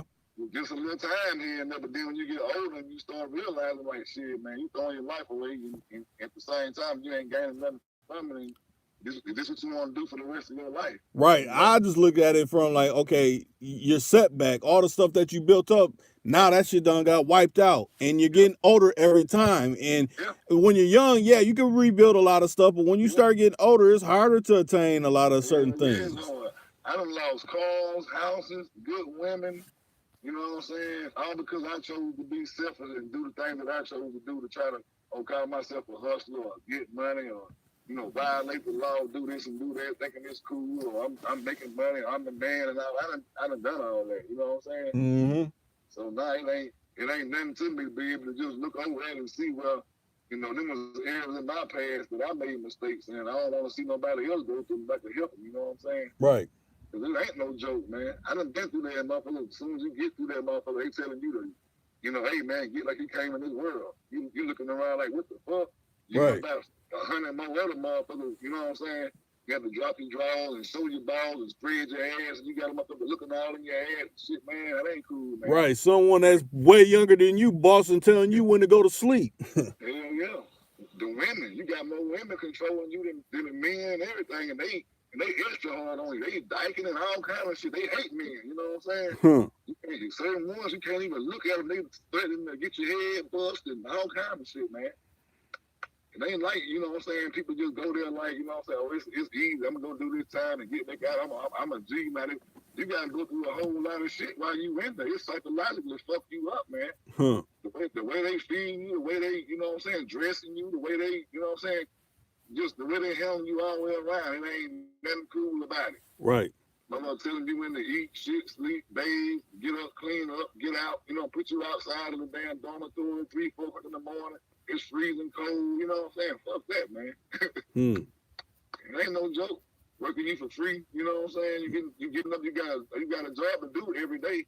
You know what I'm saying? So you gonna get up and you thinking, oh, I'm in prison, I ain't finna go to work. Shit, me, you finna get up every morning about 6, 7 o'clock in the morning. Huh. They feed you breakfast at like 3:30, 4 o'clock. That's if you want it. You know? You fuck around and sleep late and you don't want it. And then going to the child hall, that bitch about a mile or two down perimeter. If you ain't this close to it. So shit, you think about 4 o'clock in the morning, you gotta get up in the morning about 3:30, you trying to go eat breakfast.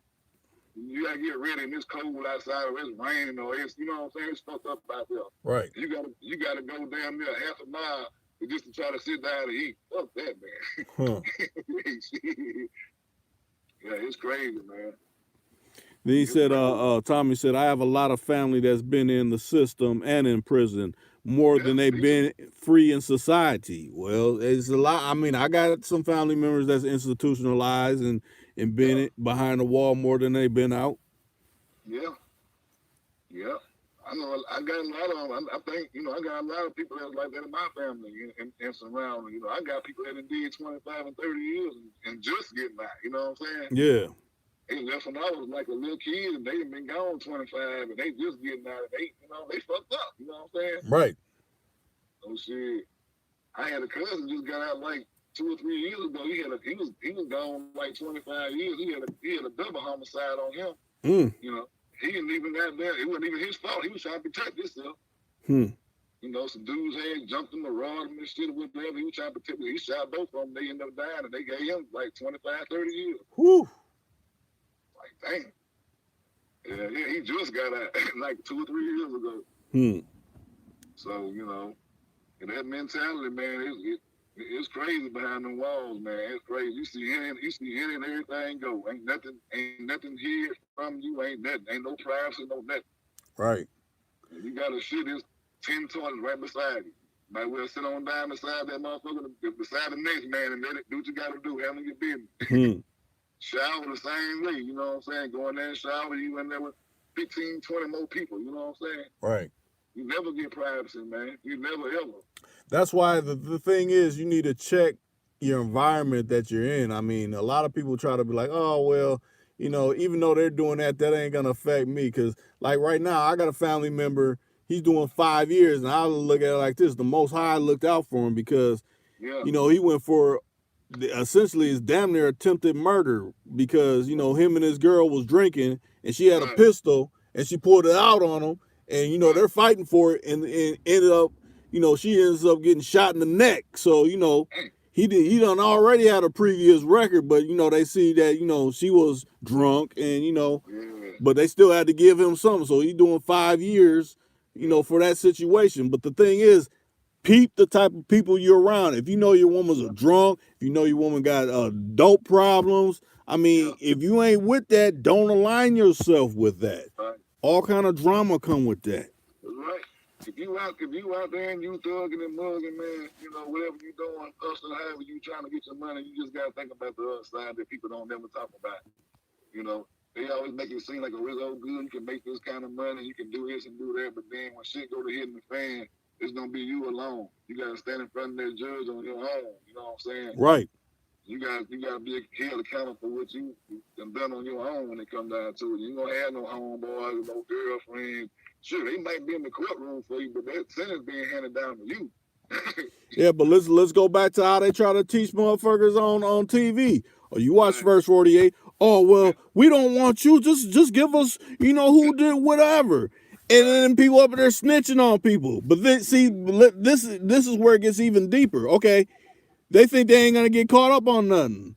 But people always can go back and look at the paperwork. Who told on me? Then people wonder why people get killed in the street. Like, oh, it's just random violence. No, this is behind some shit. This is this reason for him telling on someone. This is why this other shit popped off. All right. And then see, a lot of times they be in trap because as soon as you tell them that person, they already the upper hand already sitting back looking at it. So they saying, okay, well, we gonna lock him up at the same time. We're gonna give him a bond and put him back out here on the street. And you know that's gonna create more beef because you can let this man back out on bail on a motherfucker who supposed been told on you. So now guess what? He might get killed. Right. If he get killed, then guess what? You already won the game for them. They ain't got to worry about doing their job. Like you killed one, now you can get your ass locked up. Right. They getting two birds for the same stone. Mm-hmm. But see, like I said, they got people on that they ain't never really been around, crime issues. They were like, well, I watched the movie where they gave them a protective custody. They ain't giving you no protective custody for no nothing ass shit that they figured that's some shit that just happened in the hood. They putting you right back outside, and everybody gonna know what you done talked about. They don't give a fuck if you in a wheelchair, you got one leg, one arm, no legs, no arms. They don't give a fuck. They got a place for you. Now, the handicapped people like that, mentally retarded, I hate to say it, but mentally, challenged or whatever, and people in wheelchairs that committed crimes, they got a place for them too. Right. But they separate them from population. But just because you told on somebody or you thinking you finna go, I want PC. Oh, you ain't finna get it like that. You finna get in population with everybody else. Right. So. Now, Street Rich TV came in and he said, I hate jail. It's not for me. I beat 2 charges and now I do nothing but right. Hey. Yeah, they do what you can to stay out, man, All right. And at the same time, hey, I know motherfuckers that ain't did nothing that's in there. Like I'm saying, trying to protect themselves. Anybody can get it. You know what I mean? That's true too. So you just gotta be careful in all the walks of your ways in life. You know right. what I'm saying? Just peep the situations or environments you're in. A lot of this thing about like when you're driving a car, you're not just driving for yourself, you're driving for everybody else that's kind of driving, fucked up. So, well, okay, my partner want me to run him over here. Well, you don't really deal with him like that, and you really don't go in this area where it might be issues all the time. You don't know if he got dope on him or anything, and might drop it in your car or something like that. Anything. You got people that what I'm saying, that you may be doing everything it is right, and you may be on your phone driving, and you might be on your phone or whatever, and your damn phone might fall, and you might try to reach down and pick your phone up, and you might fuck around and hit somebody. You know what I'm saying? Right. You got people in jail for just doing shit like that who ain't never had a record or nothing like that. They still go to jail too. Right. You know what I'm saying? So anybody can get it. You just gotta be cautious and be aware. Your surroundings, and just be aware and observe it, because shit happens every day, all day, man. I done seen people go to prison for doing nothing, and I done seen them go for doing a whole lot, and I done seen them not go for doing a whole lot. Right. I done seen motherfuckers shoot motherfuckers and sell dope and do all kind of shit and get away with it, so. But the minute you tried, then you fucked up. Right. So it ain't for everybody, Now, Tommy said, it's crazy how some snitches still be walking around like nothing happened. Yeah. Man, listen, I done been to prison for everything I done and got caught up for doing. Now, I see people out here, man, they catch cases and they back out and catch more cases and still don't go nowhere. It just make me wonder, like, what the fuck are they really doing? The laws and changed or what they ain't, I don't know. I know if it was me, I know what they had been done to me. Right. So I just try to stay away from those kind of people and try to keep myself in those type of environments and stuff like that. But I know once they get me, then they ain't trying to turn me loose. Shit, my last bid I did, man, I left in 2008, and I didn't get out till like 2012. Whew. So yeah, man. Shit, they tried to get me. They gave me 3 15-year sentences running wild then. That was 45 years running wild. 3 15s running wild, so it just so happened that the damn judge he had called me back to court and ran everything concurrent, because it was costing the state of Alabama too much money to try me for all the cases that I had as an individual. So Mm. in order for me to cop out and take a deal, I had to, they went on ahead and ran everything in together. 15, 15, and 15, and they ran it concurrent. But my original case was ran consecutive. Mm. So that was enough to wake me up right there, you know. Right. You know, I've been flying straight since, you know. Huh. That trouble easy to get in, man, you know. But they tried me on that 3 strikes law. I'm a habitual offender, so they tried me. They gonna give me the max anytime they get their hands on me. Mm. You know, so that's my reason why I try to stay out of trouble so much. Right. So it's easy to get in, but it's hard to get out. So. Mm. Matter of fact, you know, I mean, I know some of y'all caught that, you know, Ken called in and, you know, we was conversing, but we actually kind of covered, you know, some of these issues, you know, and I think, you know, we spent enough time on it where, you know, a lot of knowledge can be gained from it. But Oh yeah. you know, once it goes up, I know I won't guarantee that's the one I'm gonna post come Friday, but it is coming. So I mean, be looking out for that. Okay. I'll be on the lookout for that. Yeah, for y'all ones just out there, man, just, you know, take it easy and try to do what you can to stay out of trouble, you know. Isn't got to the point with me where shit, I don't really care no more. I'm willing to die for what's right. I'm gonna die for mine. Especially if it's right, you know what I mean? Right, but you ain't going for no stupidness or no stupid stuff. No stupid shit. I ain't letting nobody sucker me or no, you know, nothing like that. But right, you know, they can't hurt me no more. So I ain't really, you know, I ain't really too much worried about them like that. Once you've been through so much, man, you only can you know what to look for. You know what I mean? Right. So. Yeah, Street Rich TV said that's why I move around so much. Hey. Yeah, man, stay moving and, you know, try to, you know, enjoy life, man. Huh. You can make so much money doing positive shit and doing the right thing, man. It ain't always got to be, you know, illegal or, you know, nothing like that to try to make something seem fun or exciting or, you know, because we used to do shit and thought it was fun back then, but it was dangerous. Right. You know. So just enjoy yourself. Enjoy your life, man, your family, and your loved ones, and, you know, try to stay out here because they trying their best to put us away and kill us anyway. Right. You know. That's why I said, you know, a lot of on these social medias, they got so, and then even on some of the regular evening news, they got so many triggers to try to get you upset. Like, oh, let's show this police shooting and all this. They want you to be in a certain mindset. Like, yeah, I know this goes on, and I feel sorry for the brother that went through it, but I can't watch that because it's gonna put me in a mindset where I shouldn't be in that type of mindset. Now, if I'm confronted with that, I'm gonna have to deal with it accordingly. But just I'm just scrolling social media and I see some craziness. No, I can't have that in my psyche, you know. Right. That's gonna be laying dormant in your head, you know. Right. That's another negative. You know what I'm saying? It ain't equaling up to nothing that's gonna add to a positive. This is gonna be a negative. Right. It's gonna be more stress on your brain or some kind of way to make you feel like, oh man, fuck the world and fuck these people and this and that. You know, they try to change, like you say, try to set the mood and change the mood for you.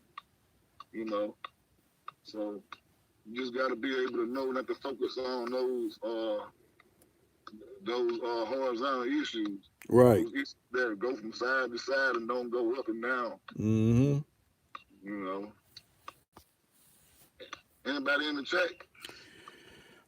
Tommy said, man, true.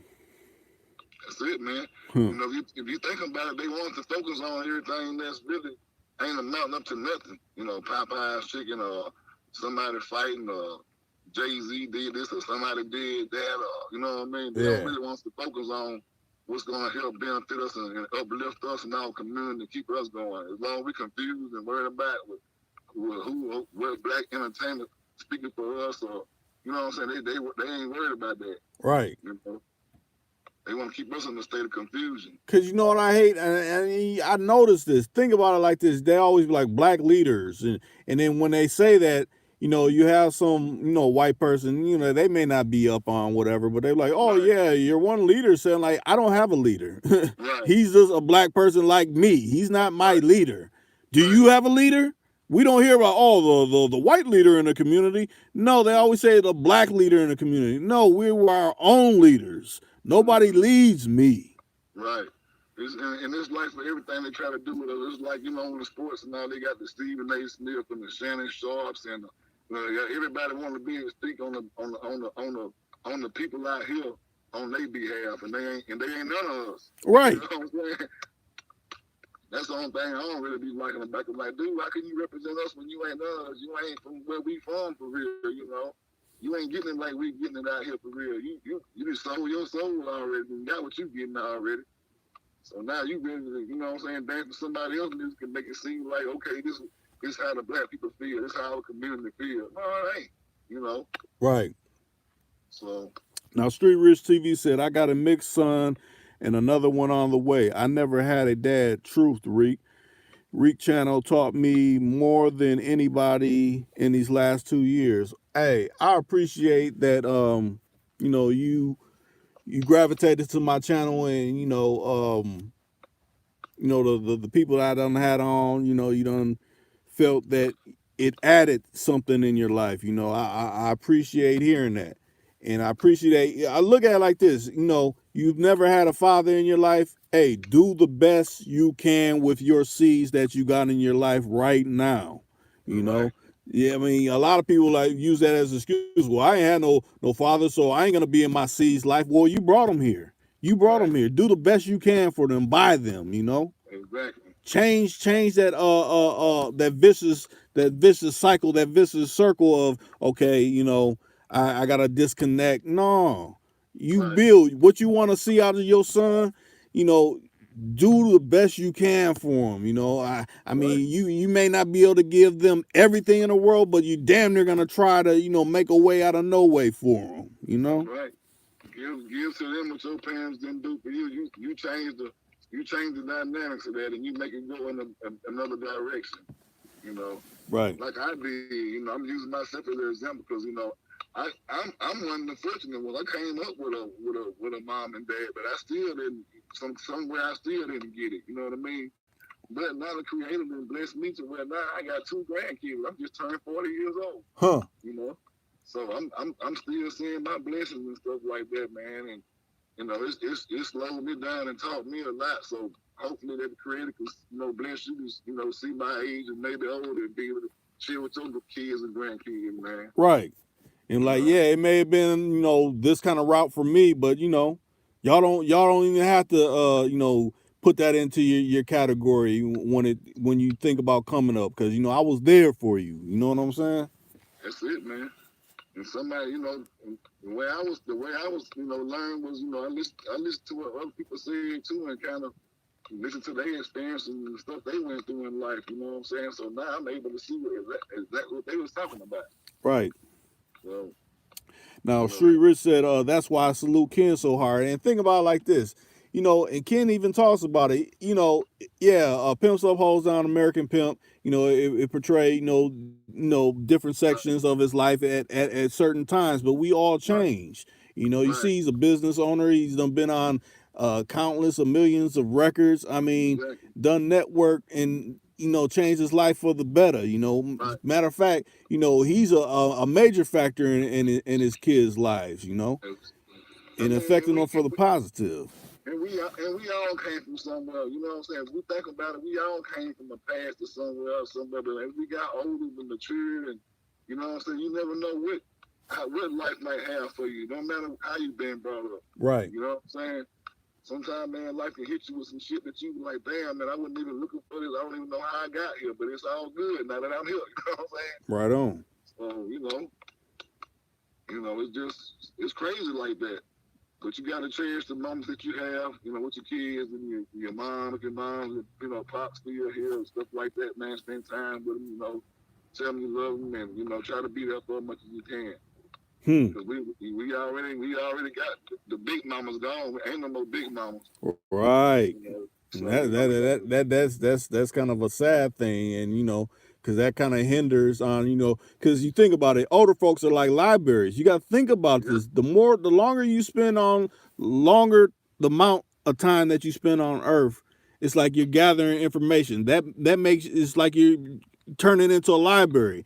And what you turn it into a library, when you see younger folks and they're kind of like missing that, they don't got the knowledge in this. You do, because you're older and hopefully you don't been through a certain situation. So it's like, yeah, check out this information that I done went through. And that kind of gives them some clarity on, like, man, yeah, I'm facing that. What you're saying resonates with me. That's right. That's letting your light shine. That's letting your glory shine on them. That's what God gave you for. You know what I'm saying? Be able to show them the light. You know what I'm saying? And help lead them in the right direction. Right. So. Like my daughter, and they be like, Dad, you got old. I say, shit, I was 20-something one time too. I got to get old like me. Right. Even though I don't feel old, like I said, I'm just 40 years old. I still feel good, man. Right. I don't feel like I got 2 grandkids or 2 grown daughters and 2 sons and teenagers and stuff. I don't feel like that. Huh. And definitely don't look it, but it's true though. Right, but you figure we got melanin in us, so we always kind of looking timeless a little bit. So it's like, right. Man, you look like you this age. Yeah, I may look like it, but I am really this age, Yeah, exactly. And I just seen, and I'm gonna say this too for a record, all the time and stuff I done did in prison, man, it really did help me. You know what I'm saying? And it preserved me as much as well too, though. You know what I'm saying? Because it kept me out of a lot of the shit that I could have been getting in too, though. Right. So I look at the stuff that I was going through and what I was into. So it could have been a whole lot worse. So I feel like the Creator just preserved me for a little while and kept me in good standing for a reason. Right. And I feel like it's just my time for me to to shed the light on somebody else and help somebody else. Right. When I was in prison, I went to college. I went and got my GED and went to college man. And I got a degree in plumbing and welding. And I was able to achieve a whole lot of stuff while I was in there. So it wasn't just like I was sitting on my ass. Yeah, but you made it productive. You took them steps to be like, hey, this is what I'm gonna do. This is what I gotta do. If I really want to change my life, I gotta do this for me. Right. I went in the law library every chance I could. And I studied the law about, my cases and stuff like that. I learned that about, the situation that I was up against. What to do and how to get out of it. And, you know what I'm saying? When you win things that we don't think about in the street, when we out here doing wrong and stuff, we ain't thinking about, how much time it can actually get me. You know what I mean? Yeah. I'm going to go out here and shoot somebody or sell this drug or whatever, get fucked up. How much is this going to cost me or my time? Or we ain't looking at the law, the law side. You know what I mean? Right. We're looking at the come up, like, okay, how fast can I get? I don't think I'm gonna get caught up on this, because I've been getting away with it so long, I can't even see it going that route. But then you want to try to minimize it, like, if I do, it ain't gonna be that long. And then once you get in that situation, it's like, oh, wait a minute. Right. See, and then when you studying that law and then you know what you up against is another story. You know what I'm saying? Like, wait a minute, I can't keep on getting caught up like this too many times. You know what I mean? Right. So it's a difference, man. Like, and I'm gonna say this, man. Most of your smartest and talented people, man, they in prison. That's where all your talent at. That's where all your geniuses at. That's where all your athletics at. All your fucking weight builders at. They all in prison. They all locked up. Right. They put them behind the wall for so long because it's like, okay, by the time we release them, they won't even be relevant no more. But half of them people's there trying to, get some money, trying to get out of the situation they were in.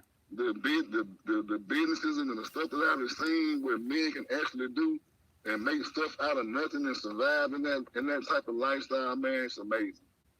It's really amazing. And somebody you got period geniuses in there. Everybody ain't, what I mean? They done some shit wrong or fucked up in whatever in their jacket they doing time, but they mind frame, man, what they able to do and come up with, it's a fucking amazing, man. I done seen all kind of shit, man. I done seen all guns being made, it's all kind of shit, man. Like, what the fuck? How did you think of that shit, man? Cheese, dominoes, motherfucker made dominoes out of toilet paper. Making hooch and everything. You know what I mean? I'm telling you, man, it's some fucking amazing craftsmanship going on behind the walls, man. And I was able to be around people that didn't gonna never get out. You know what I'm saying? And wish they could have took everything back again or give everything they could just to get out. You know what I mean? Right. So Let me add this. Tommy came in. He said, a few years ago when I was listening to your channel, it tripped me out. We never met, but you spoke on situations that I was going through without me even telling you. It was real cool. And then Streetwise came back and said, that's why I came across this channel to learn and teach the young guys in Memphis that look up to me now. So yeah, each one teach one. That's right, man. Shouts out to you, man. Keep doing what you're doing, and keep the information flowing and going, and keep the negativity aside. Right. You're gonna always have somebody come at you when you're trying to do the right thing, and he don't know what he's talking about. I don't pay no attention. You know what I'm saying? He ain't talking about then smoke this, take this. You know what I'm saying? Right. But you always have an effect, a unknown effect to someone. Maybe you ain't not trying to come off as preaching, but like you see, a little young brother not doing right, and you just trying to pull his coat. Like, hey, you may want to slow down in that particular area because right. you may just got a new son or a new lady or someone in your life, or maybe your mama's sick. You want to be around for these people. You know what I'm saying? You don't want to be in a position where when they need assistance, you can't aid them. That works on your psyche too as well. It's like, man, I'm behind the wall. I'm doing time. They're doing time too because I'm not out. Exactly. Let me tell you, when I was doing this last bid I did, Rick, I left in the end of 08, 09, beginning of 09. I didn't get out until 2012. I didn't call home for like 2 years straight. Didn't call home, didn't get no mail, no nothing, just rolled my time out. Huh. And it was hard, you know what I'm saying? Matter of fact, I didn't call home until I made it to the work release program. Yep. But it taught me and it strengthened me though, you know what I'm saying? It helped me because every time I called home, it was like I kept hearing bad news or somebody died or this or that. So I was like, fuck, you know what I'm saying? I got to get my mind off the streets and put it where I'm at right now and focus on what I got going on right here. Right. And once I did that, man, like a year and a half, 2 years passed by, which I was writing, but my mom she ain't gonna too big of a write that or nothing like that. Now she was sending cards or something like that on the holidays with money and stuff like that. Before I was writing, I got a big family, so I had my mom got a lot of responsibility, you know what I'm saying? She wasn't going to stop and focus on me because I made a dumbass mistake or whatever, you know what I mean? Right. So I sucked that up and I was like, shit. After I did that, it made me stronger, it made me a better person, you know what I'm saying? Mm-hmm. So it wasn't. I looked at it in a different way because I was there. I'm looking at jokers, you know what I'm saying, married, you know what I'm saying, going through situations with their wife on the phone and calling home or on a Friday and Saturday she out club and this and that. I was like, God damn, man, they slamming the phone down, going off, taking their frustration out on somebody else. And now I'm like, man, I'm glad I ain't got to go through none of that because the little chick I was with, she left me, you know what I mean? So fuck it, I'm flowing now, Yeah, I done seen the anger and the frustration and, you know what I'm saying, what come out of people while they behind those walls and they ain't able to get to their family and loved one. So, man, I think we done hit a lot of topics that can resonate with someone that's going through a similar issue, be it someone that may be thinking about buying an old school lack, and is it worth it? Yeah, it's worth it. Anything about the 70s, you're doing good, And then, like you said, I don't know if it was last night or a few nights ago, back then you can be able to ride around and find a few old school cars on rims or fixed up or whatnot. Not anymore, you can't. Right. You hardly ever see them with rims on them now. Them old schools, either they stop or they ain't got no rims on, or they just, you know what I'm saying. And the numbers are changing on them too, because a lot of them you can't get them for certain prices like how you used to could get them. The prices is going up on them, and like I said, like you saying now, their original style, they ain't got they're not highly dressed or anything like that. Nope.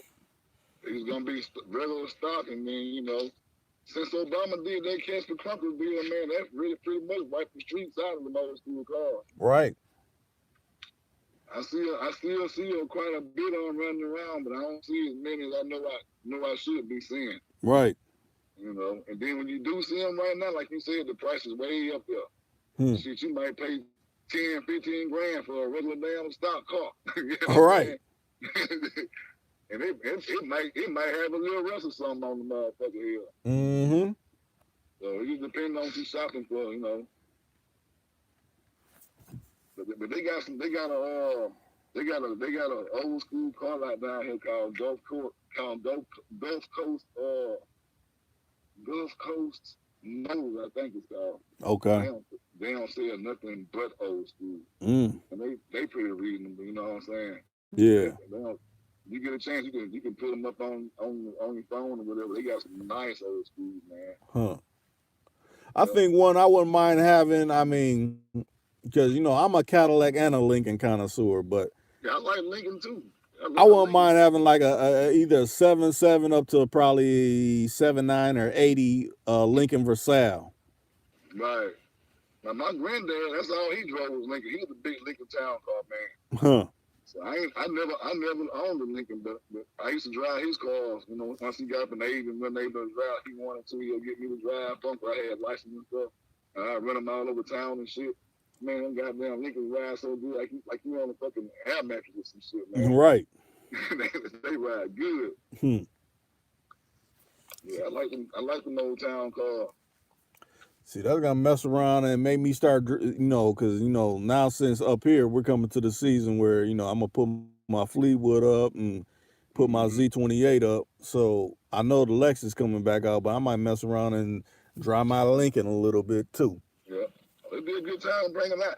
It's on that sporty tip a little bit too, ain't it? Yeah, it is. Yeah, that'll be nice to bring out during the fall. I said I was gonna bring my Cadillac out, but I'm gonna wait till probably around by my birthday in February, so I might wait till around by Mardi Gras season and break it out. Huh.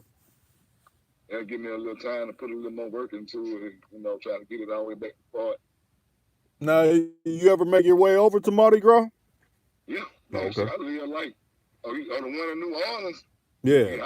I've been down to it a few times, but we got one in Mobile too, so I'm mostly back and forth between Mobile and New Orleans. Okay.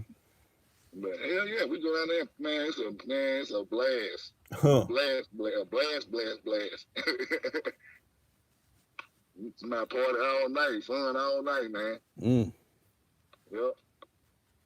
Yeah, Bourbon Street a party city though, New Orleans. That city don't sleep. They just move for all night and all day long. They just stay moving, man. Mm. Clubs stay up for 24 hours and shit like that.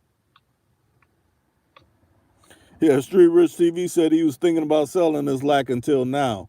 No, don't do it, because next time you want to buy one, that joint's going to cost a lot.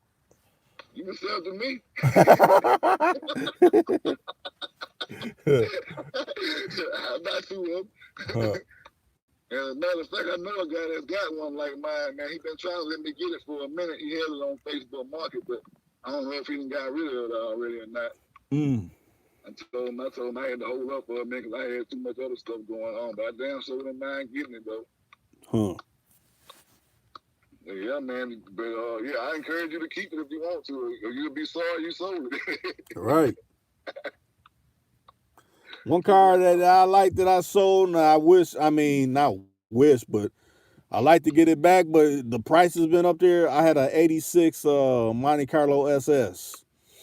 All black, gray interior and all that. The prices on them are up now. No, I had that 86 Grand Prix. Okay. With two of those shot by the Grand Prix.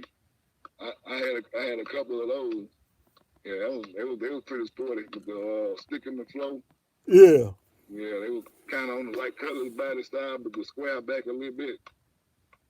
Yeah, they was some pretty nice joints. My cousin had a 77 Grand Prix. Now, Street Rich TV, you said how far are you away from there? I'm thinking he may be. Wait a minute. Let me Wait a minute. He said that's why I came across. No, that ain't it. He said, how far are you away from there? I want that. Away from where? From out of Cadillac? I don't know if he's talking about, because I know we were talking about New Orleans. What specify which part you talking about, Street Rich TV? Cause you know we've been talking, so I'm trying to figure out what area are you talking about. Oh, he said he dropped the Trans Am. I think he was talking about that car you was talking about a few minutes ago that you was gonna break out. You talking about that Grand Prix I was talking about? You talking about that car Rick was talking about, Street Rich? Oh, New Orleans. Oh, how far I'm out from New Orleans? Yeah. 2.5 hours, 2 hours. I'm literally like 15 minutes away from the Mississippi state line. Huh. And if I go let me see, if I go east, I'll be in the Gulf of Mexico. So I can't really go but one way. And once I cross over Dauphin Island and go to Dauphin Island Beach and go to Dauphin Island, I can't go nowhere. I'll be in the Gulf of Mexico. So I gotta go to either Mississippi or either Florida. Huh. I'm in the Gulf, like literally like fucking 15 minutes from my house, 10 minutes from my house. Yep. The beaches and all that shit. So man. Yeah, it's crazy, man. But you know, the water, we get a lot of rain, but the water ain't really so bad. When you close up on it, when you away from it, it's like it get worse. Yep. It's all right. You know, like I said, I'm about 2 hours, about an hour and 45 minutes away. I can have you on Bourbon Street in about an hour and a half, hour and 45 minutes. Okay, so how far are you away from Memphis? I'm a couple of hours away from Memphis, probably about, it depends on which direction I'm going. I say probably about 4 hours, maybe 4 hours, 5 hours, maybe. Huh. It just depends on which interstate I'm traveling on. You know, Highway 90 go a long way. I can go all the way to California from just off of Interstate 90. It's 95, 90 south. Well, I-10 south. I run all the way to Houston, run through Houston, Texas, and shit, all that. Hey Williams, what's that sound you got going in the background? Oh, you hear something? Yeah. Probably damn shower slides. Oh, cause it sounds like it's a pat sound like. Oh yeah, I'm walking down the street, man. I got some damn flip flops on. Oh, okay. I was like, what? I was trying to figure out what that is because I know sometimes that kind of might show up in the little audio and all that. Damn, my bad. That's all right. That's all right. I'm just coming down the street, man. I walk down the street to the edge of the road. I live on a dead end, so I walk to the end of the road, and I have some damn flip flops on. I ain't know it was making that much noise. Now, Street Rich TV said, that's love. Yeah, man. Hell, I'm about a good 45 minutes away from all the casinos down in Mississippi. I can get to Biloxi in probably like 25 minutes. So yeah, we be rolling, man, going to the casinos and stuff, man, and you know, kind of cruising the coast a little bit. I can get to Florida State Line in probably about 45 minutes. I can get to Mississippi in probably like 20 minutes where I'm from. I can get to New Orleans in probably like an hour and 45 minutes, almost 2 hours. So I'm pretty much, you know, I get to Atlanta in about like 2 or 3 hours. Yeah. So I'm like right I'm at the bottom of the map for real, but I still can, you know, I got surrounding states and areas that's kind of close to me. So yeah. And makes it kind of interesting a little bit. Huh. Yep. So yep. I love to get out and ride sometime and have somebody with me and ride and be like, where we going? Where you want to go? You want to go to Florida? You want to go to Mississippi? Where you want to go? Yeah, Street Rich said, damn, the South's close as fuck. Yeah, it is pretty much close, man. Yeah, it is close, man. From where I'm at, now, it's other places that it ain't going to be as close to where I'm at, though. Like I said, I'm at the bottom of the map in Alabama. I'm way at the bottom in the deep South. And two, I think a lot of times it factors in how what type of driver you are. Because I remember back in, this had to be like maybe 92. Me and my pops drove from here all the way down to Atlanta in 20 hours. You know, a lot of people, it would take way longer to do something like that. Right. Yeah, it won't take as long. It won't take as long with shit going to vibrate.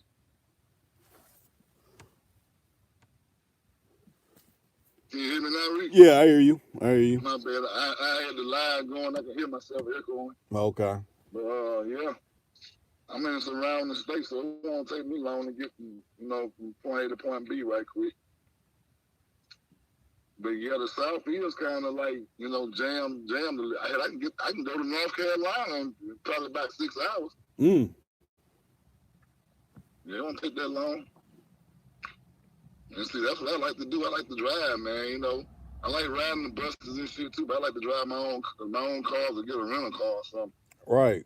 It's always love when you got your own car because all you paying for is for gas, you know? That's it. Mm-hmm. And then if I don't like to drive my car, I get a rental car where I ain't got to put that many miles on my car. If I know I'm finna go off for a piece and know I'm finna be gone, put a lot of miles on my car, I just get a rental car or something. That's how we kind of like, do around here. See, we have a lot of people that have cars down here. They drive them, but shit, like I say, they going somewhere far, they'll get in the rental car. It's like what, 20 hours a day or something. Right. Yeah, keep riding. Yeah, now he said, I'm about to put a tour together when I get through writing this book. He said, you're going to see my work. And then he said, Memphis and ATL 6 hours away. Okay, then. That's what's up. Hmm. I just bought a 75 Reek, Yeah. a 75 Airstream camper trailer.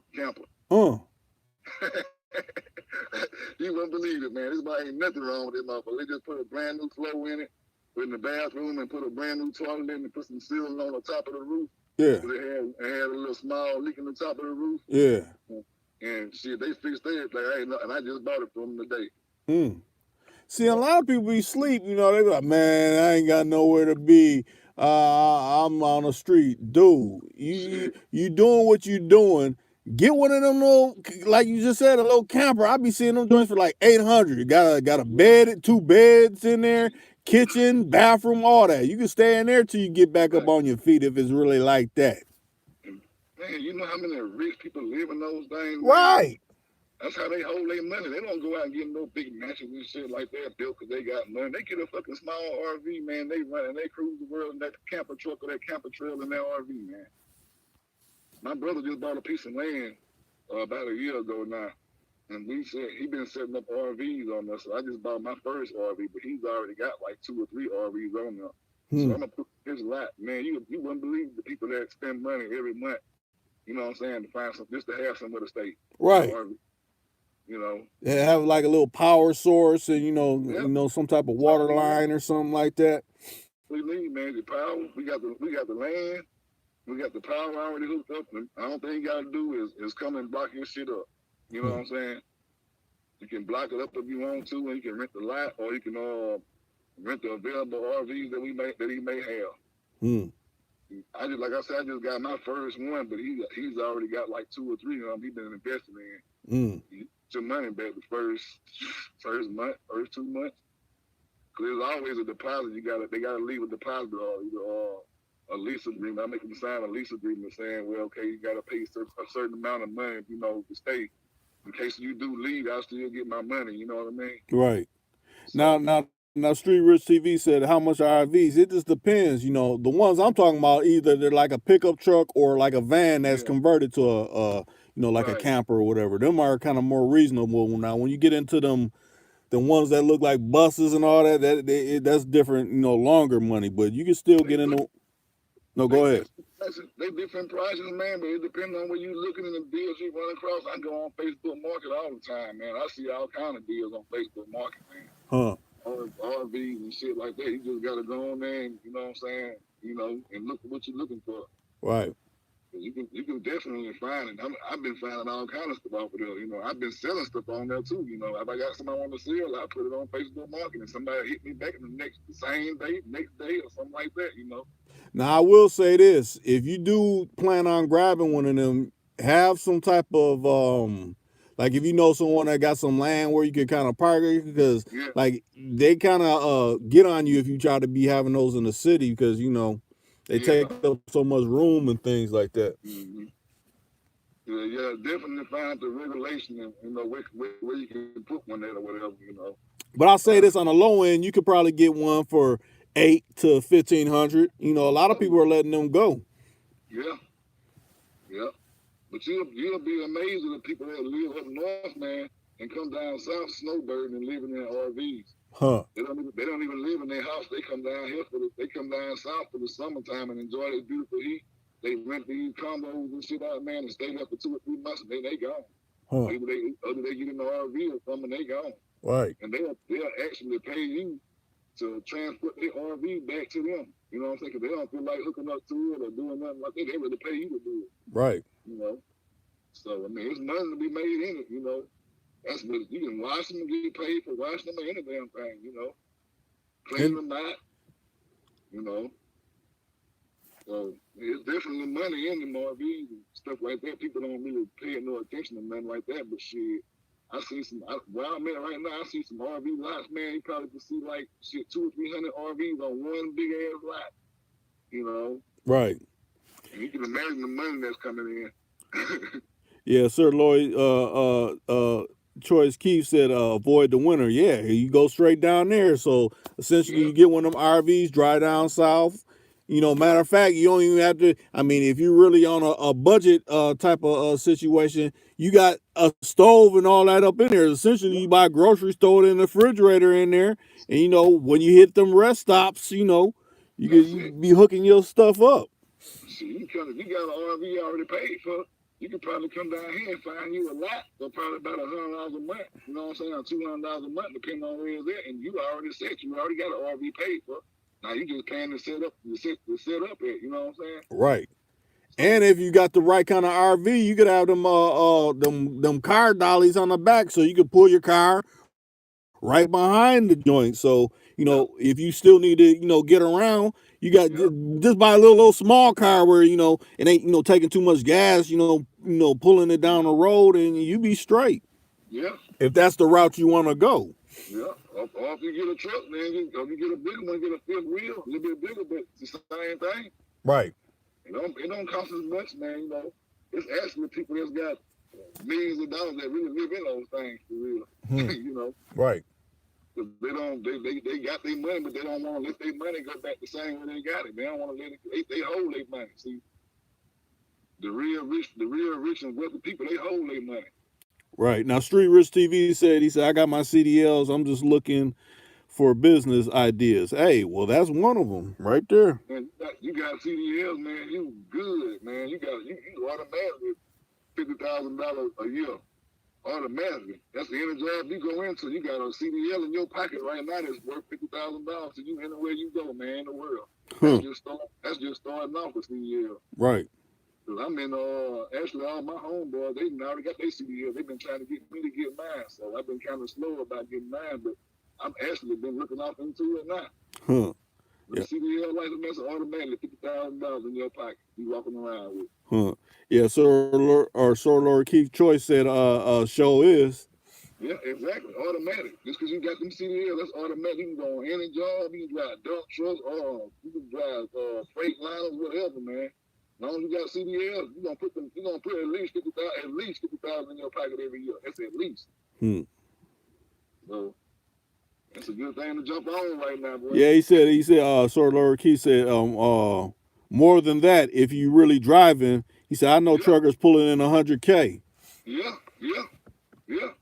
My homeboy, he was like, he don't run the West Coast because he was like, he don't like all the mountains and shit out in Cali or wherever he going out there. But he said he like to run up the north. You know what I'm saying? Right. So he said it's a lot easier for him. And the thing about trucking, man, you can still be back that same week or even that same day or whatever and get paid. Right. You know, it depends on how many hours you putting in and how far you traveling and, you know, stuff like that. Mm-hmm. You'll run into a few blocks here and there. Your truck might get a flat tire or something like that or whatever. But other than that shit, you straight, for real. Right. Yeah. Shit, my baby mama, man, she just got her CDLs. I'm like, damn, she got her CDLs. I need to get mine. Oh, Cadillac J just done came. He said, "What's up, people? I'm late as fuck. Gotta catch a replay on this grind." Matter of fact, we was just talking about you earlier, Cadillac J. Just what part of South Carolina are you from? You know, we was trying to figure that part out. Me and Williams. What's up, Cadillac J?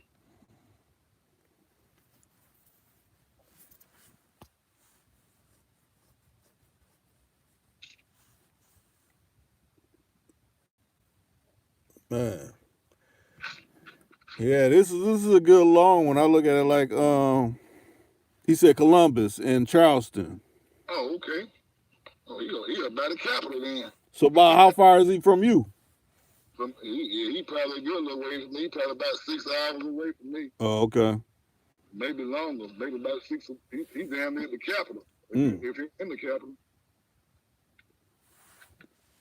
Okay, Sir Lord Key said, "What's the topic nowadays?" Well, nowadays everybody say chase the bad, but I'm still on the old school. I don't chase the bad. That's the bad chase me. So, I let the money come to me. I don't try to run for the money. If I can make it in this in my reach, then I get it like that. You know, I don't like chasing the bad. They say, you know. Now, Street Rich TV came back, said, "I've been sitting on my CDLs. My sister got hers." Yeah, my baby mama got hers. I'm telling you, everybody getting them now. That's the thing to get now, because they starting to realize, man, you know, and people don't always need drivers. Right. They begging for drivers, man. You know. Oh, he's saying, what are we chopping it up about tonight? Well, you know, I look at it like this, Keith. You know, the topic goes whatever someone mentions, so we're kind of just, you know, whatever we're freestyling. Whatever you bring up in the actual chat, that's which direction we going towards. So, you know, I mean, this is not a set topic. We just, you know, kind of found ourselves in this, you know, this area of what we're talking about. So. Right. And then them 18 wheelers, they easier to drive now because you ain't got to shift all them gears. They got them in automatics now. You know what I'm saying? So a lot of people, they able to get them faster and get them easier now. Shit, the program, the CDL program, in number like 2 months. I'm gonna say like 2 months. Yeah, 8-week program. And then you team up with whatever company you're trying to drive for, and you probably drive for them for like a year or 10 months or however long the contract is till you get, you know, affiliated with driving and get used to it or whatever. Then they cut you loose. You on your own then. Now let me catch you up a little bit more, Sir Lee. I didn't want to cut you off, Williams, but we ain't just been talking about just RVs or, you know, getting your CDLs. We done covered, like, you know, people doing time behind a wall, you know, getting old school caddies, you know, different issues you may face with, you know, meeting women and things like that. You know, I mean, we've been kind of all over the board with this one, so, you know. Maybe, you know, you catch the replay, you'll see that, you know, like, oh, they just kind of evolved into the conversation that, you know, you found us at, you know, once you came in or whatever. Once you get in the conversation like we have, man, it become more original. You know, we ain't go on no stripping, no, we just go on a free flow. And so it ain't like we gotta, you know, stick to a certain topic or nothing like that. We gotta, you know, we just free flowing and free balling right now. So that's the good thing about, you know, coming on this channel, because, you know, you ain't got to worry about nobody like, hey man, stick to the subject or y'all off beat us. So I like to jump around and hit a lot of topics and shit, you know.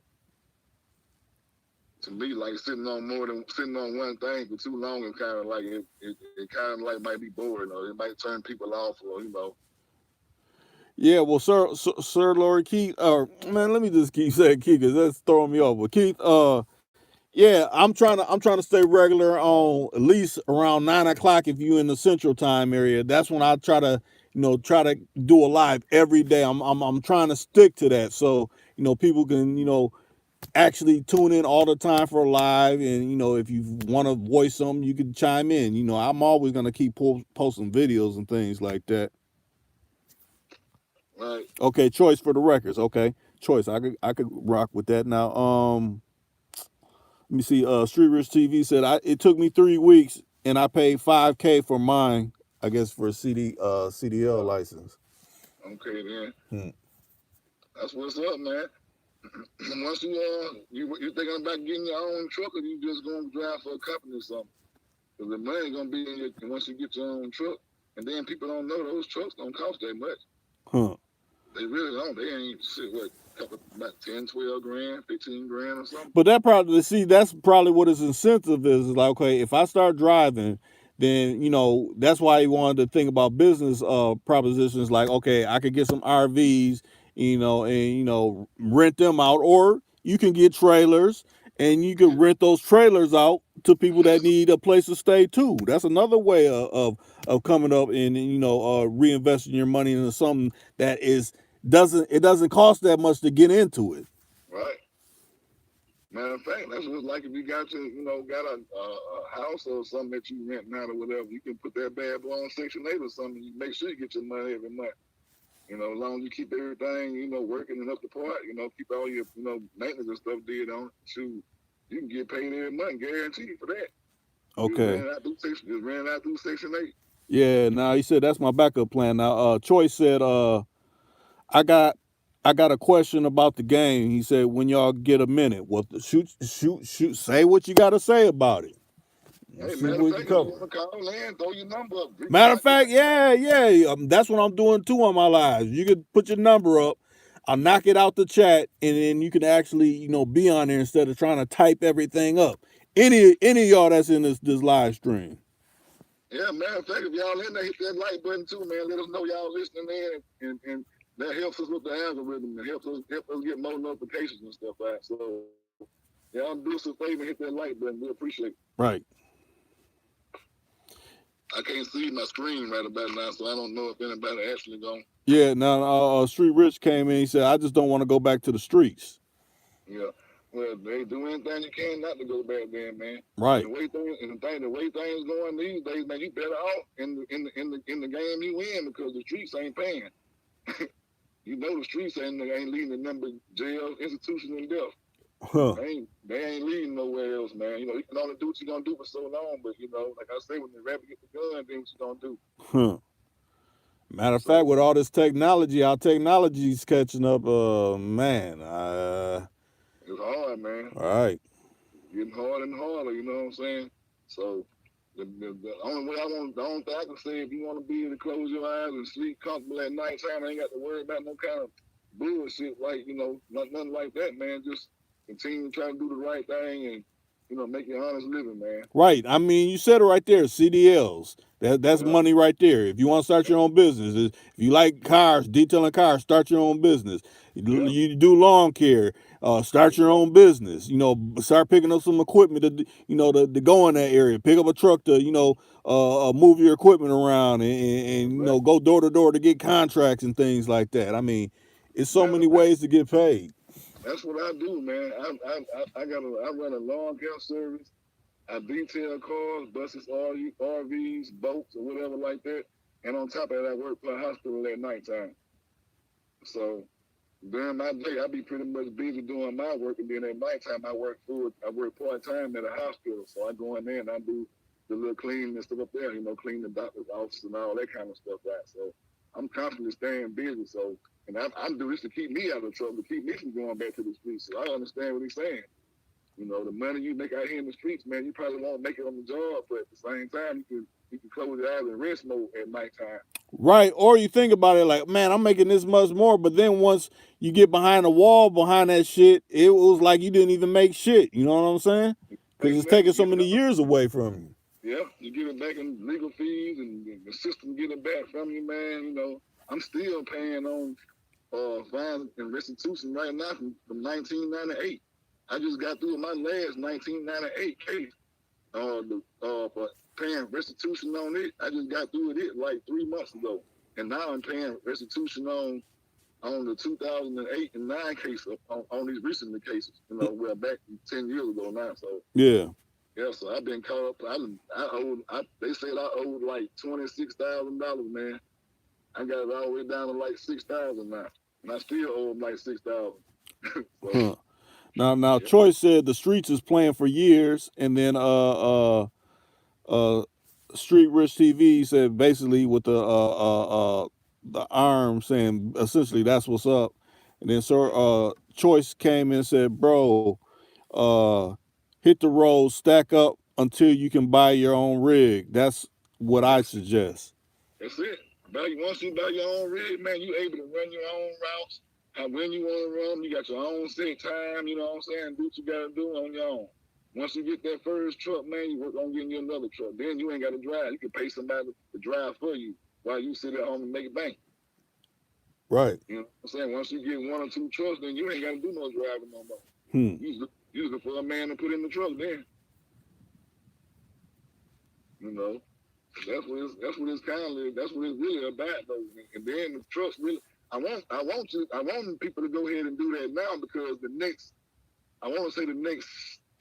7 to 10 years, man, you see they bringing these driverless trucks. Yeah, Tesla got them driverless trucks. So, yeah, I was just about to say that. If you can go ahead and make that money on them CDLs now, because that's another reason why they're trying to give them to everybody so quickly too. Because they know sooner or later it's gonna come to a head. You know what I'm saying? They're gonna have all these driverless vehicles going on, driving ride, and you ain't gonna be able to make no money. So I suggest while you making the money, to save that money and choose wisely what you want to do with it. Right. You know, once they start making those, well, they already got them. Once they start putting them out there, like, you know what I'm saying, like every day, then it's gonna be they want no longer need a human driver. Right, reformulating these highways where, because think about it, that's another reason why 5G is coming on, for that type of situation, you know, where they can run them driverless trucks and driverless cars, and you already see Teslas already like that, Tesla cars, so I mean, it's coming. And they got the trucks too, the Mercedes trucks, they in California. The big Mercedes trucks, they got them the self-driving rigs, 18-wheelers out there. They just ain't got many of them on it. I don't guess they road ready yet. You know what I'm saying? Right. But yeah, they coming. So I encourage y'all, if y'all trying to get y'all CDLs, if y'all got them or whatever, make your money, stack your money, because you know it's gonna come to a head sooner or later. Right. That's really why a big push been behind that so much for the last 5 or 6 years. Right. They need these drivers to deliver these goods, you know what I'm saying, stuff like that. But once all that stuff started, computers start taking over, there's gonna be no need for men driving no more. So let me put you in, Choice. Let me add you. Let me see. Let me see. I know it's gonna have that sound on it, but I gotta do it so I don't do like I did yesterday. Let me see. While Reed doing that, y'all hit that thumbs up button, y'all hit that like button, subscribe, hit the bell, notifications, all notifications. Let us know what you think. If you got anything you want to add to the topic or whatever, or if you got a special topic or something you want to talk about, hey, throw it out there. Rico let you know, he hit your line or whatever. Okay, now I gotta redo it again. Gosh damn it. Let's see. Hey, and y'all see how Choice is doing? You could put your number up and I'll add you to the call. So about to hit this line right now. Hold on a second.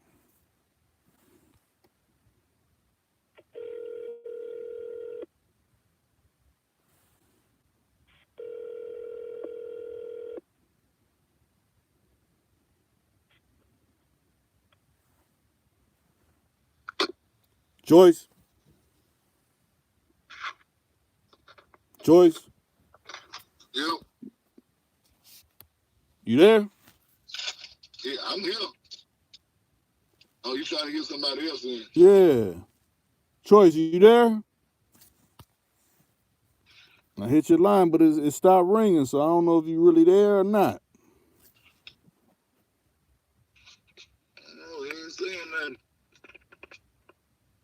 Let me see. Did he spell it out right to you? Let me see. It's showing multiple calls, but it is not. I gotta hang up and try it again. Yeah. Maybe his phone. I don't know. Let me see. That's weird because usually it showed up. Now it's not even showing anything. Let me see.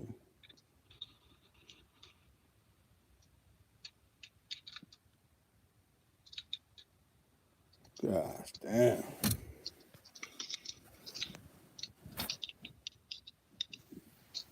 They trying to do all they can to keep it from going in. Yeah. Let me still answer these comments because it finally dropped off. It said Street Rich said it's gonna take about 15 years before that happened. Are you talking about buying a rig or? He probably talking about for them driverless vehicles, but I don't know because it's coming pretty quick. Okay, this think about 2020 coming around the corner, and what's all coming in 2020. right. And then you think about, you know what I'm saying, 2025, 6 years later, you know what I'm saying? So, I mean, you may be looking at 15 years. Now, this is a comment that Street Rich TV also said. He said, "Will y'all still break females if you great at it, or is that over with?" Will we still break females? Yeah. What you mean by break? Like, you know, sleep with them or? No. He's break them for bread. Break them for bread is what I think he's referring to. Oh no, not me. But he's more so saying, do you think it's over with now? Do you think that can still go down? Maybe to a certain degree, but not like maybe back in the day, but not on a level maybe that, you know. Oh, he probably talking like pimping or macking. Nah, Right. that's pretty much over with. Unless you want one of them sex trafficking charges. Okay, now Choice said, I don't know what happened. He said, what's up? I heard you and bro, but no Reek. So wait a minute. Try to throw your number up again. Or matter of fact, I should still have it. Let me try hitting your line again. I gotta look on my phone to see if I could try to make it happen again.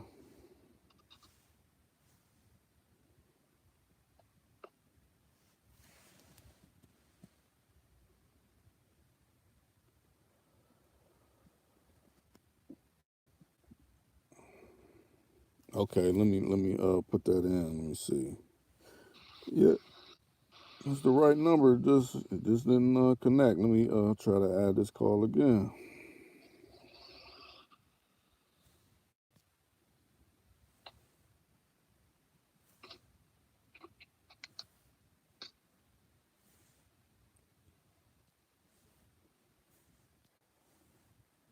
Okay, let me try to do this.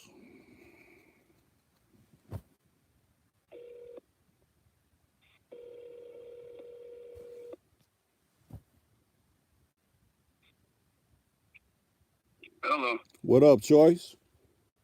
What's going on, man? What's up? Now hold on. Let me try to add Williams back in. You there, Williams? Yeah, I'm here. What's up? Okay. Yeah, now it worked. I'm gonna let y'all talk for a minute. I'm gonna set the phone down for a second. I'll be right back. All right. So what's going on with you, Choice? Oh man, just cooling, bro. Just cooling. All right. Just got in from the gig and finally had a chance to catch y'all cats on the live. Right. That's what's up. I'm calling from the Midwest, so you know y'all be doing a little earlier than me, I guess. Well, shit. It's about 12 o'clock here. It's about 12 o'clock here. Yeah, it's 12 o'clock where I'm at. Cause you over in Wisconsin, ain't you? Yeah. Yeah. I remember where you was from. Yeah, I'm just over across the water. I'm in Minnesota, so you know we on the same time. Oh, okay. Yeah.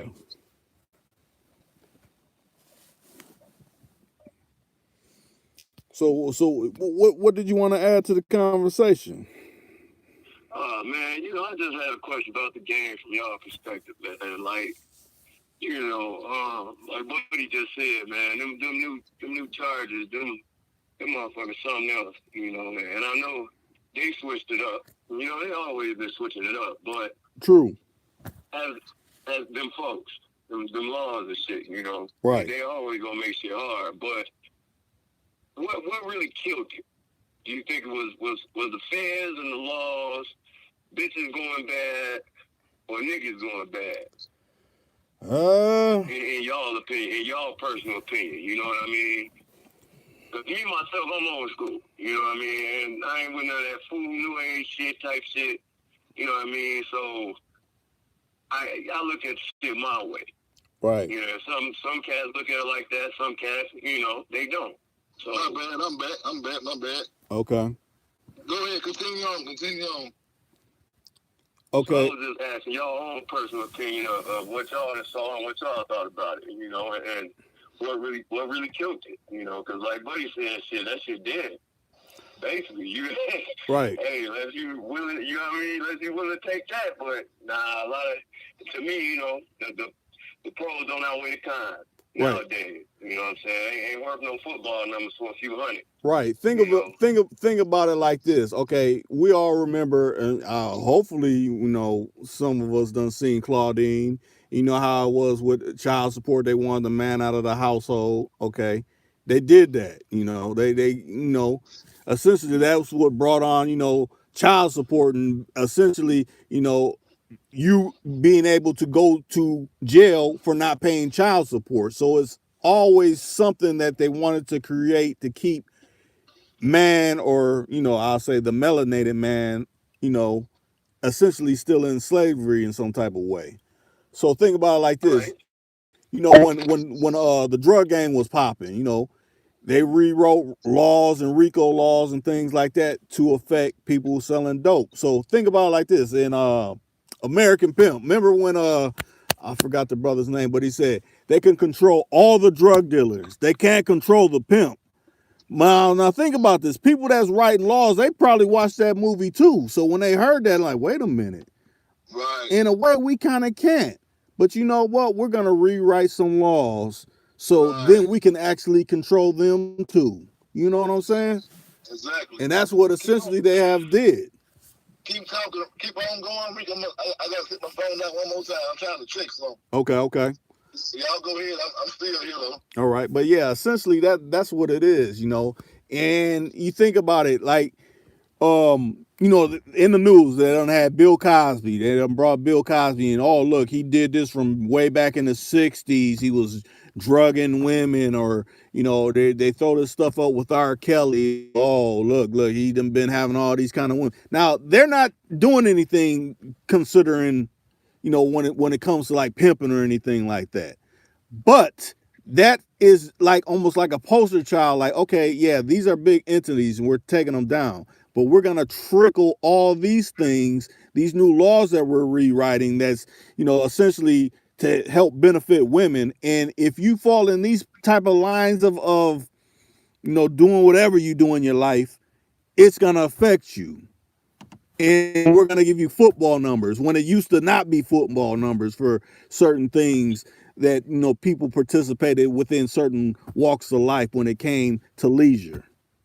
That's why, a lot of times I like for people to understand you got to, I know it's a lot of old schools and they talk a lot of this. Yeah, I remember back in 70, 79, I was doing this. Well, we ain't in 79 no more. We ain't even in 89 no more. We ain't even in 99 no more. We're in 2019, about to head over into another decade where, we done seen countless people be booked and doing damn near half a century for, think about it like this, doing half a century for, stuff that, hopefully, and I won't say hopefully, but it wasn't forced, it was willing partners, and one got caught and essentially pointed the ET finger at the other person.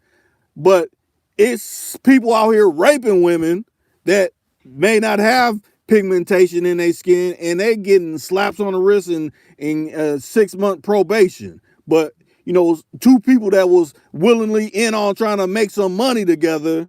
Since you're profiting, they can't profit off of that. We gotta make an example out of you and send you away for 50 years. It ain't right, Right. but this is how they got these laws drafted. Right. I'm back now. My bad. Yeah, you right though. So you say the main culprit was them feds, huh, and them laws, them peoples, whatever you want to call them. Right. Okay, well, I don't know, man. I don't know. I think it's all type of culprits to it, but it's just, from what I know it as, what it used to be, and what the shit that turned into, man, it's a tragedy. You know what I mean? It's a tragedy. Yeah. Oh yeah.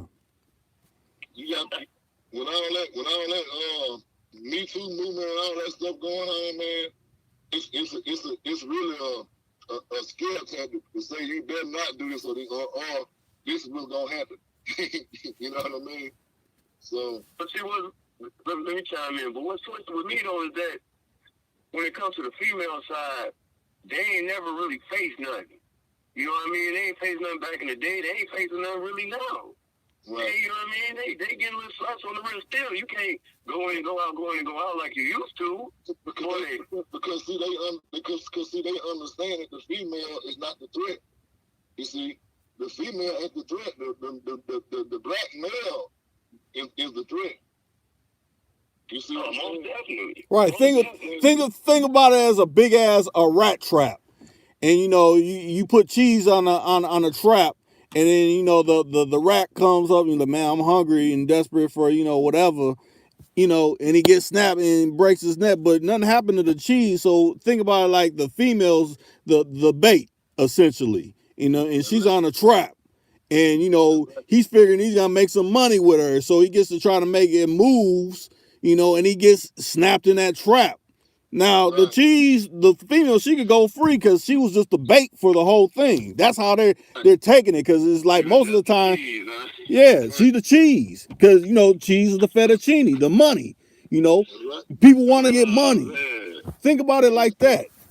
Ain't nothing we can do about that as a male individual. That's the female gonna always have that way of life. Ain't nothing we can really do about that. That's just the way the scale been tilted towards us, not towards them. I mean, so I mean, you know what I mean? Like I say, everybody got a part in it. The law got a part. These new niggas got a part. The law, females got a part. See, the law showing you that they the only one can do it and get away with it. You can't do it and get away with it. That's why they created the law to protect them. You see what I'm saying? They created the law for them to keep them doing what they got going on, to protect them. Because you think about it, who doing all this serious trafficking and all this and all that? It ain't us. They're stealing that by the kids, they're stealing that by the... So you gotta think, they create laws to protect themselves as well, And so, things that they got set up for us may go a little bit different than what they got set up for them. Right. Just think about it like this: how the media like the drug game. Think about it like this: they demonize, like, oh, he was selling crack cocaine by a high school. Children were around there. Now we got to give you much more time for this. Just like the person that has the plane flying whatever in. He ain't getting his issue like the person that's in the hood, just trying to make a living or whatever, or off of something illicit. They're the same thing. They're essentially on the same lines. They're getting caught with the same shit. But one owns a plane and can fly all kind of other things. One is stationed in the hood. You're stationed in the hood. And we got all our officers and all of our fucking attorneys and judges. This is how we're making our money. And privatized prisons. We're making money sending you away versus keeping you out. That's right. They'll give you a black man versus a melanated man, a black man. They'll give you, because I've been here before, they'll give you 20 years or 15 years for a $10 or $15 rock. Whereas somebody else, go out and commit another crime, just say they get caught with a kilo of powder, and they get goddamn 6 months probation. You see what I'm saying? Yeah, definitely. I was just speaking on how the game changed and the influences to it. You know what I mean? The influence that made it go the certain way it went from the way it used to be. The game don't change, the people change. The game won't always be the same. Right, because you can't never stop a female from, digging where you coming from. But essentially on this chessboard we call America, they trapping in a different kind of way. That's right. Yeah, the game Indeed. The game don't change, the people change. The game don't stop because the player get knocked. The game keep on going. It's just you're right. It's just new people that come in the game and they try to set these different rules on according to how they want to set the standard of what's the rules and or the game or not.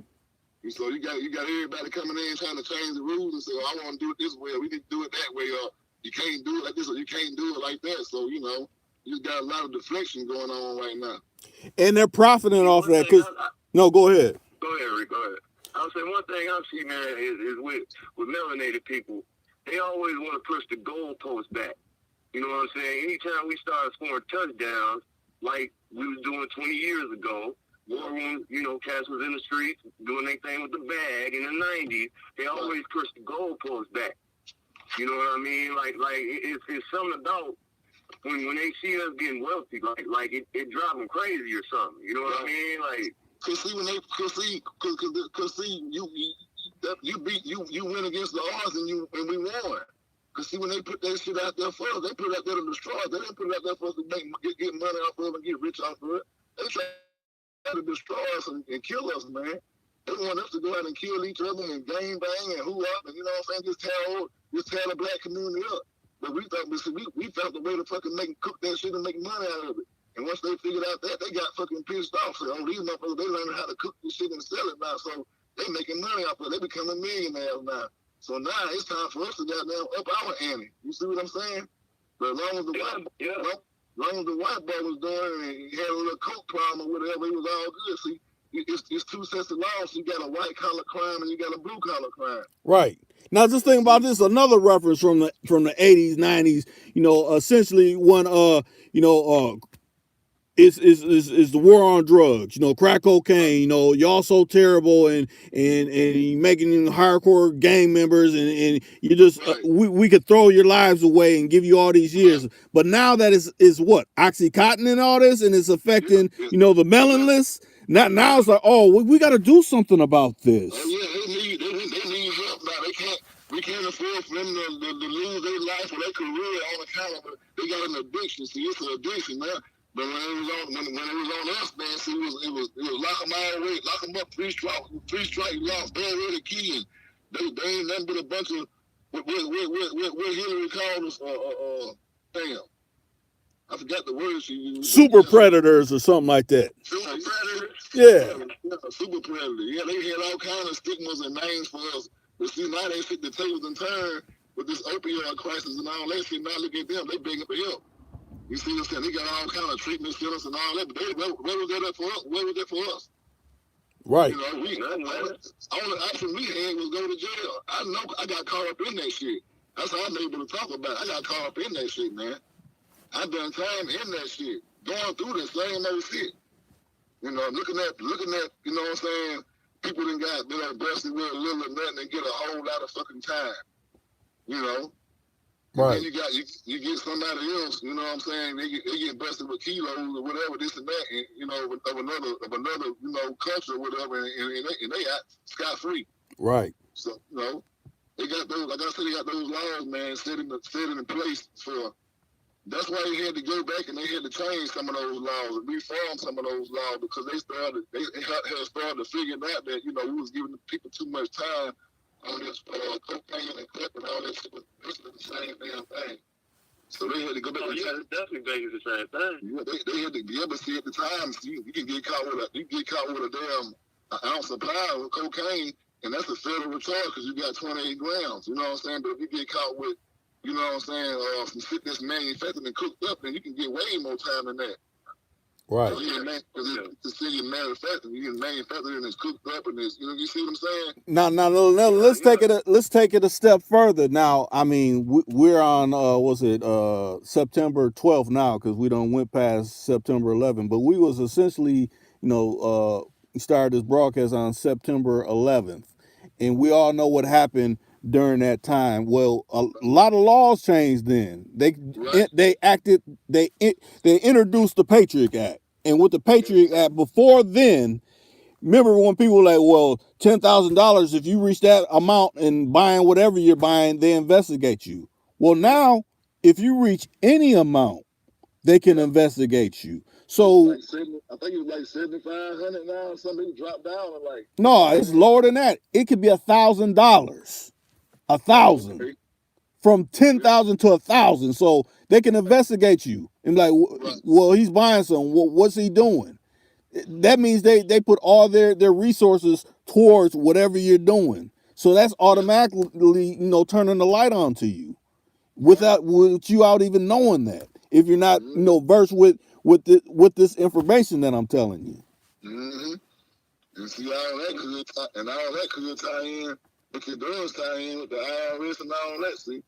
They want to get you for tax evasion and Record 10 and all that shit because you ain't been showing produce receipts and where you done made money at, you know what I'm saying? Where you able to, you know what I'm saying? Where you get this money from, in other words. And I want to say one thing about your channel, Rick. That's what I like, man. It's raw and uncut. It's real. You know what I mean? Like a lot of cats, they can fake the funk and walk the walk and talk the talk and dress the dress, but when real recognize real. Right. You know what I'm talking about? That's true. Yeah. I respect that. I just want to give you big props for that, man. Thank you. Like I said, if I can't speak on the subject, I most definitely try to have someone that can cover the area. I ain't gonna sit up here and try to talk about something I feel I don't know about. If I don't know about it, I'll be like, hey, I don't know about it. I'm gonna get someone on the case what you just said, and they're gonna speak on it and hopefully cover where I wasn't able to cover it. That's right. And that's what it's all about, man. Communicating and vibing together and, and sharing information, because I'm pretty sure we can gain information from you. You know what I'm saying? I'm able to learn from you, so maybe you could teach us something. Okay, now Street Rich TV came in and he said, you sure it's 1K? Well, I'll say it like this.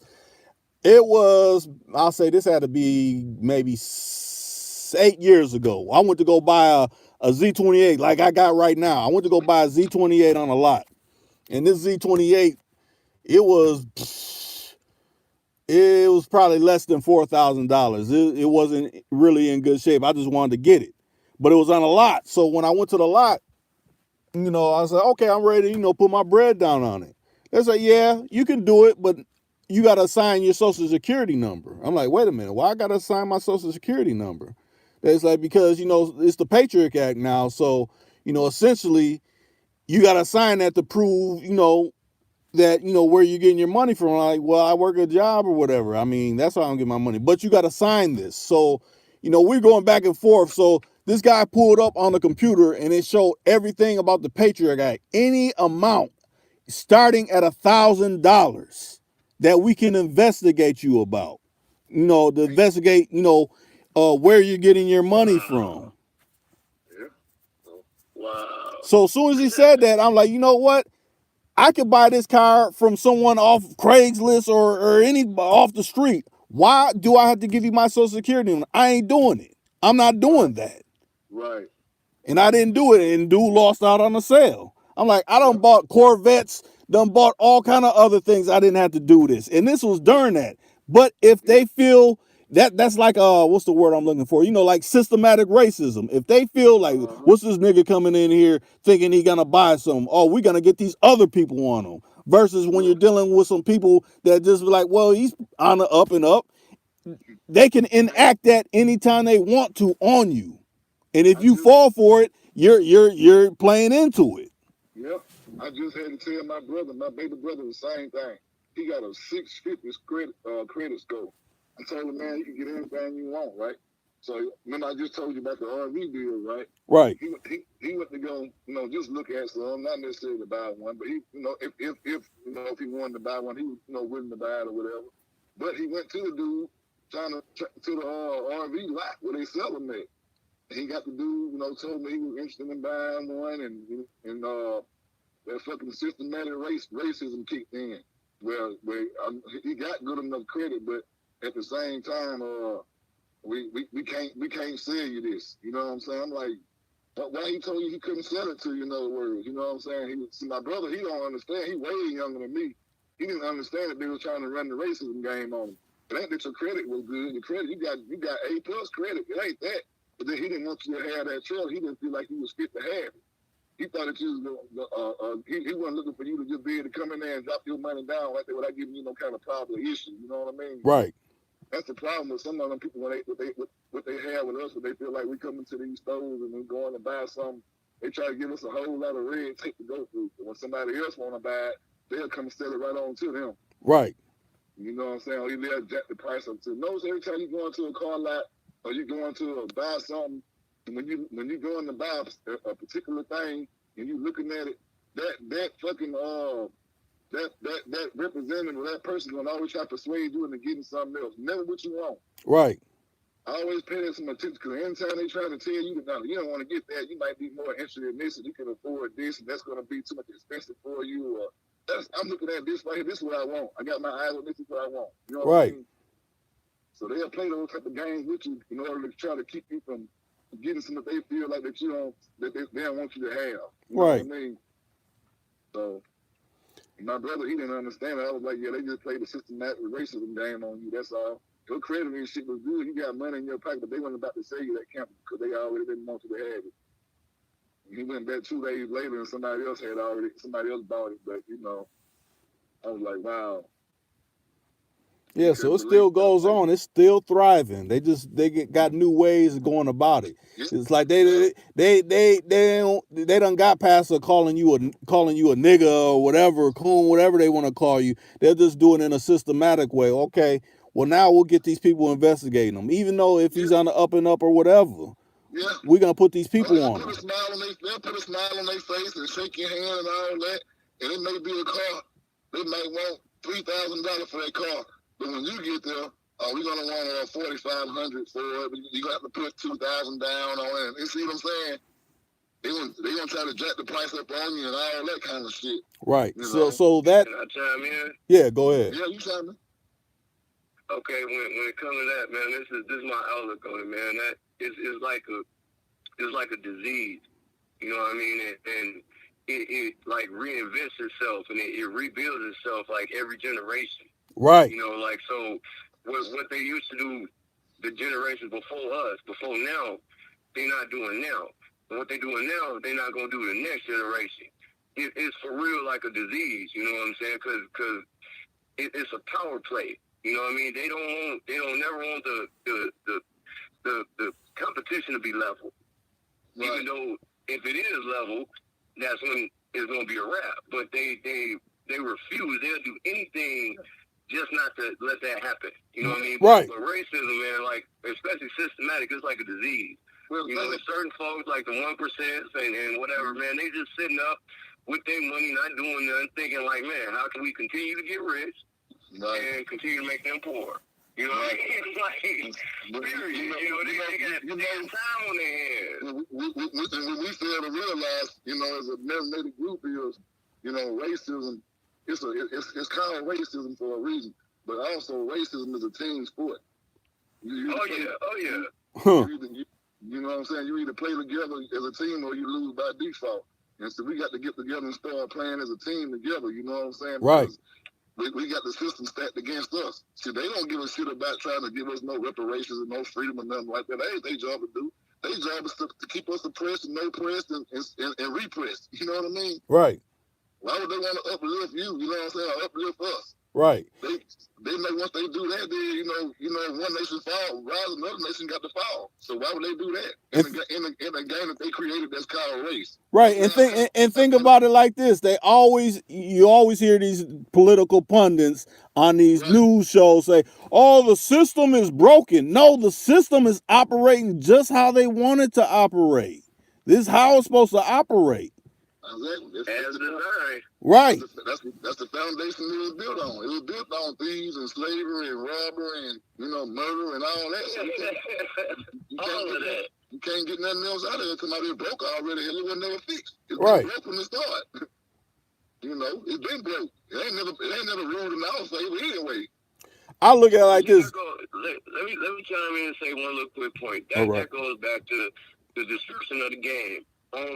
On men, melanated men, I believe it was a breakup because it was like a hierarchy. You know what I'm saying? You had the top kids, top dogs. Then you had the cats that kind of been around. Then you had the up and comers, and it's like just like in the game. Don't nobody want to start at the bottom and work their way up from the top. Right. So a lot of cats they refuse to get wisdom. They refuse to get game. Oh, y'all old heads. Y'all wearing gators and da-da-da-da and blah, blah, blah. But you know what I'm saying? Back then, we was gentlemen of leisure. You know what I'm talking about? Like, and they ain't know nothing about that. That was just some old head stuff to them. But that was a code to the game. You know what I'm saying? Right. And it's like, so with that breakup or like miscommunication or whatever, a lot of these cats got in the game and they just didn't have the game in them. Right. Because they didn't learn it. It didn't rub off on them or nothing. So they looked at it like it was some dope, but it really wasn't no dope. You know what I'm saying? Like, see, and the thing about that, is that what I'm saying, they tricked a lot of us because the game wasn't for everybody. Yeah, because no, it wasn't. Right. And see, when they tried to make it seem like, okay, any and everybody can do this now. But see, it was a time where any and everybody couldn't do it. You know what I'm saying? And people understood that and stayed in their respective areas. Like, okay, I'm a good hustler. That's what I'm on. I'm a player. That's what I'm on. And people respected that. Now it seems like it's in a position that people that may have some success with pimping or whatever, like, all them niggas that in them other areas ain't shit. And niggas don't like hearing that type of shit. Like, nigga, I know some P's that been some sucker ass niggas and vice versa. So everybody's at each other's throats. It ain't no respecting no person's, particular profession. Like, okay, he do that. That's what he do. He respect me for what I do. It's all essentially now. As far as the game, it was a disconnect though. You know what I mean? It was rules. It used to be rules, then it just became no rules. You know what I mean? Like that's, I think because of that right there, then the women didn't have no rules. You know what I'm saying? Women started having tuition fees and thinking they can do what they want to do and see what happened was Mr. Charlie stepped in and bust all that shit up. We were having fun, you know what I'm saying? And Mr. Charlie looked at that shit and seen that we was having too much fun and he didn't like it. So he wanted to implement his rules and change and put his laws in it where he can continue to keep in this piece of the pie too. You see what I'm saying? Because just think about this right here, man. It ain't all us. You know what I'm saying? It's way more of them doing more shit than we doing. Right. You know what I'm saying? It's them. You go back to that a couple of years back to that Pizzagate and all that other shit. All that sex ring and all that child porn. Go back a few years and look at all that. Look where that's coming from. And look at the laws that have been passed since then. They putting them laws in effect to protect themselves from what they about to get ready to get themselves into.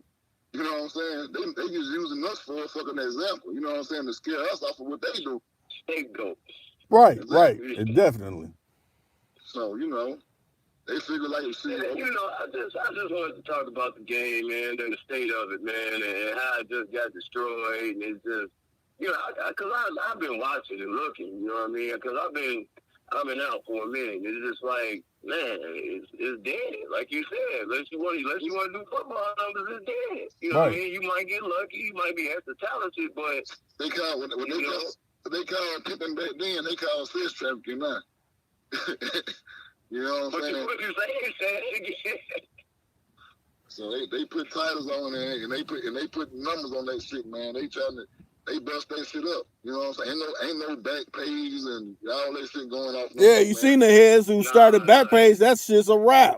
And I mean, even Blackpage was kind of a black eye to people that was in the game. Like, man, why they doing deals on here? And they wiped that out. So a lot of people thought, well, since Backpage is gone, now people really go back to the streets and things. It's so much technology now with facial recognition cameras and everything like that.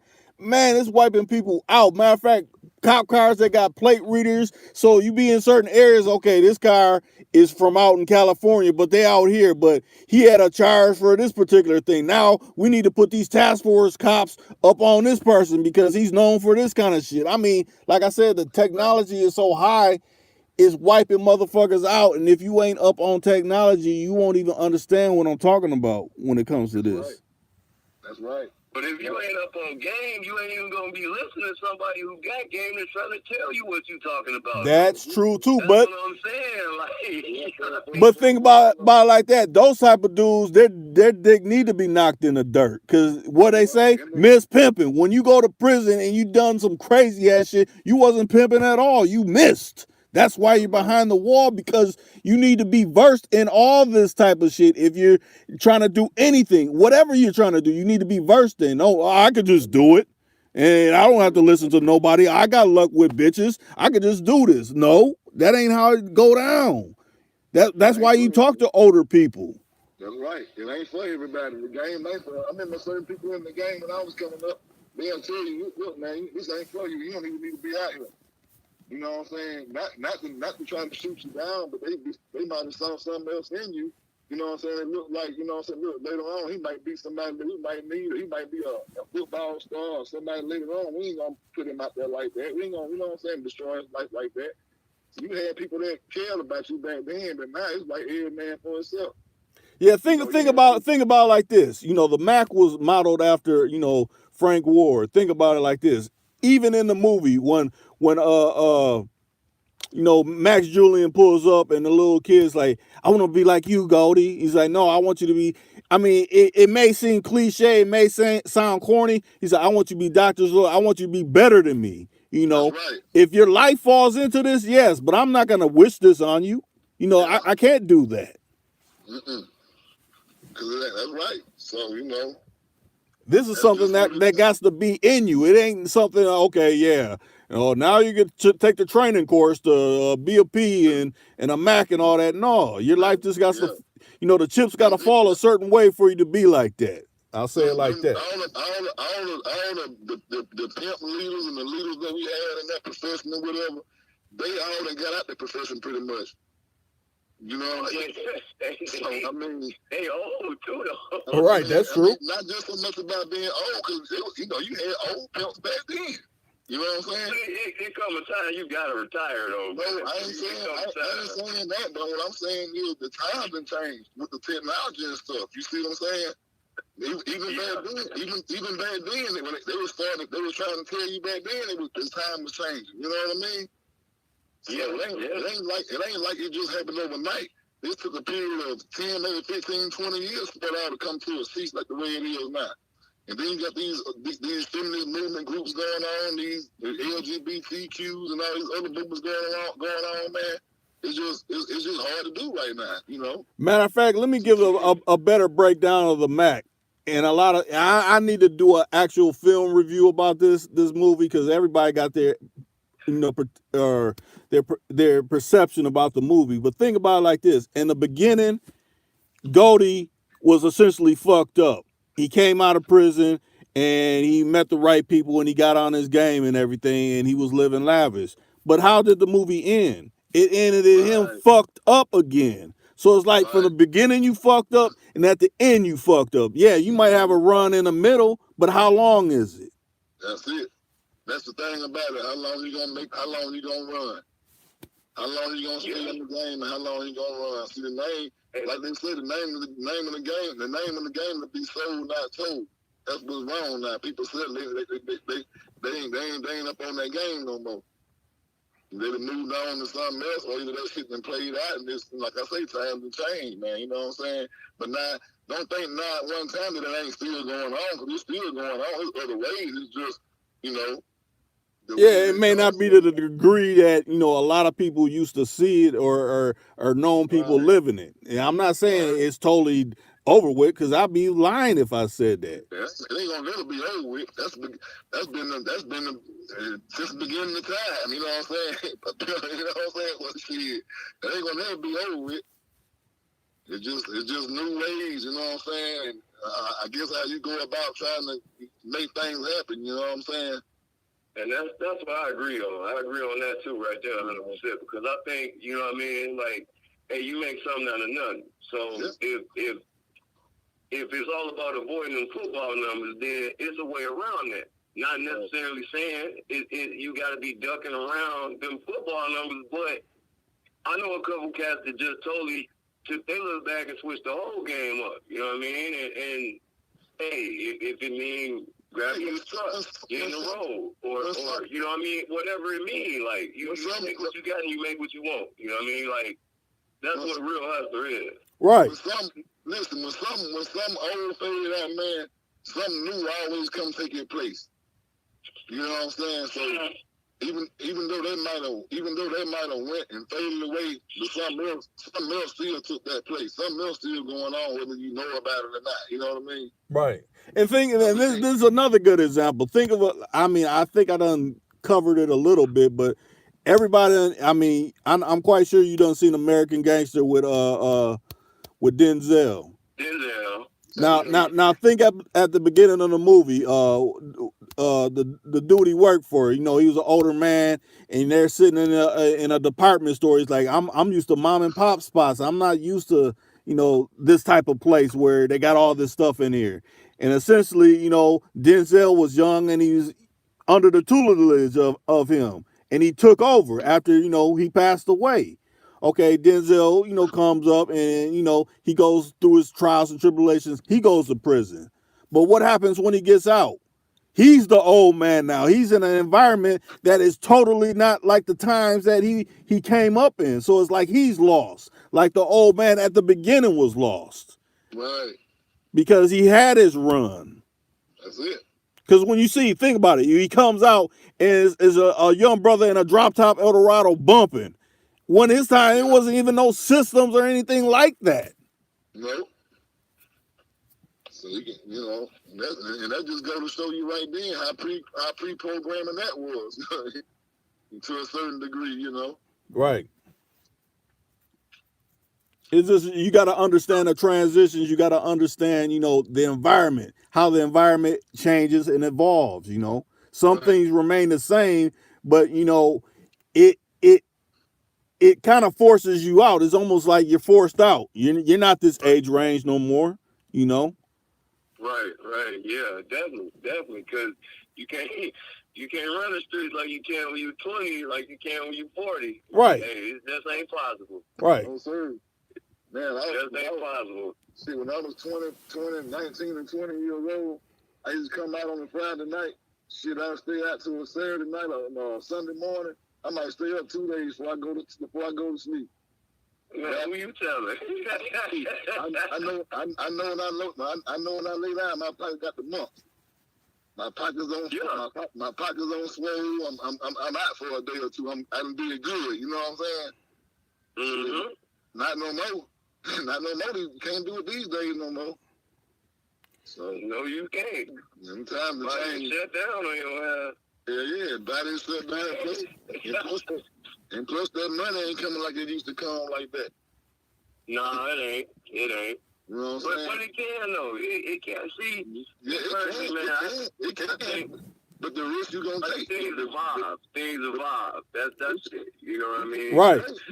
You can make the money, but the ante go up. The risk go up. Right. That's what it is. The money go up and the risk go up. And you're older. Are you willing to take that risk? And how many years you might face being away from the streets? Are you willing to it? Because there's people that still do that. It's not saying that they're not.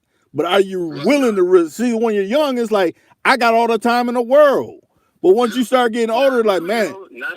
Not when you they giving up football numbers. Right, right, right.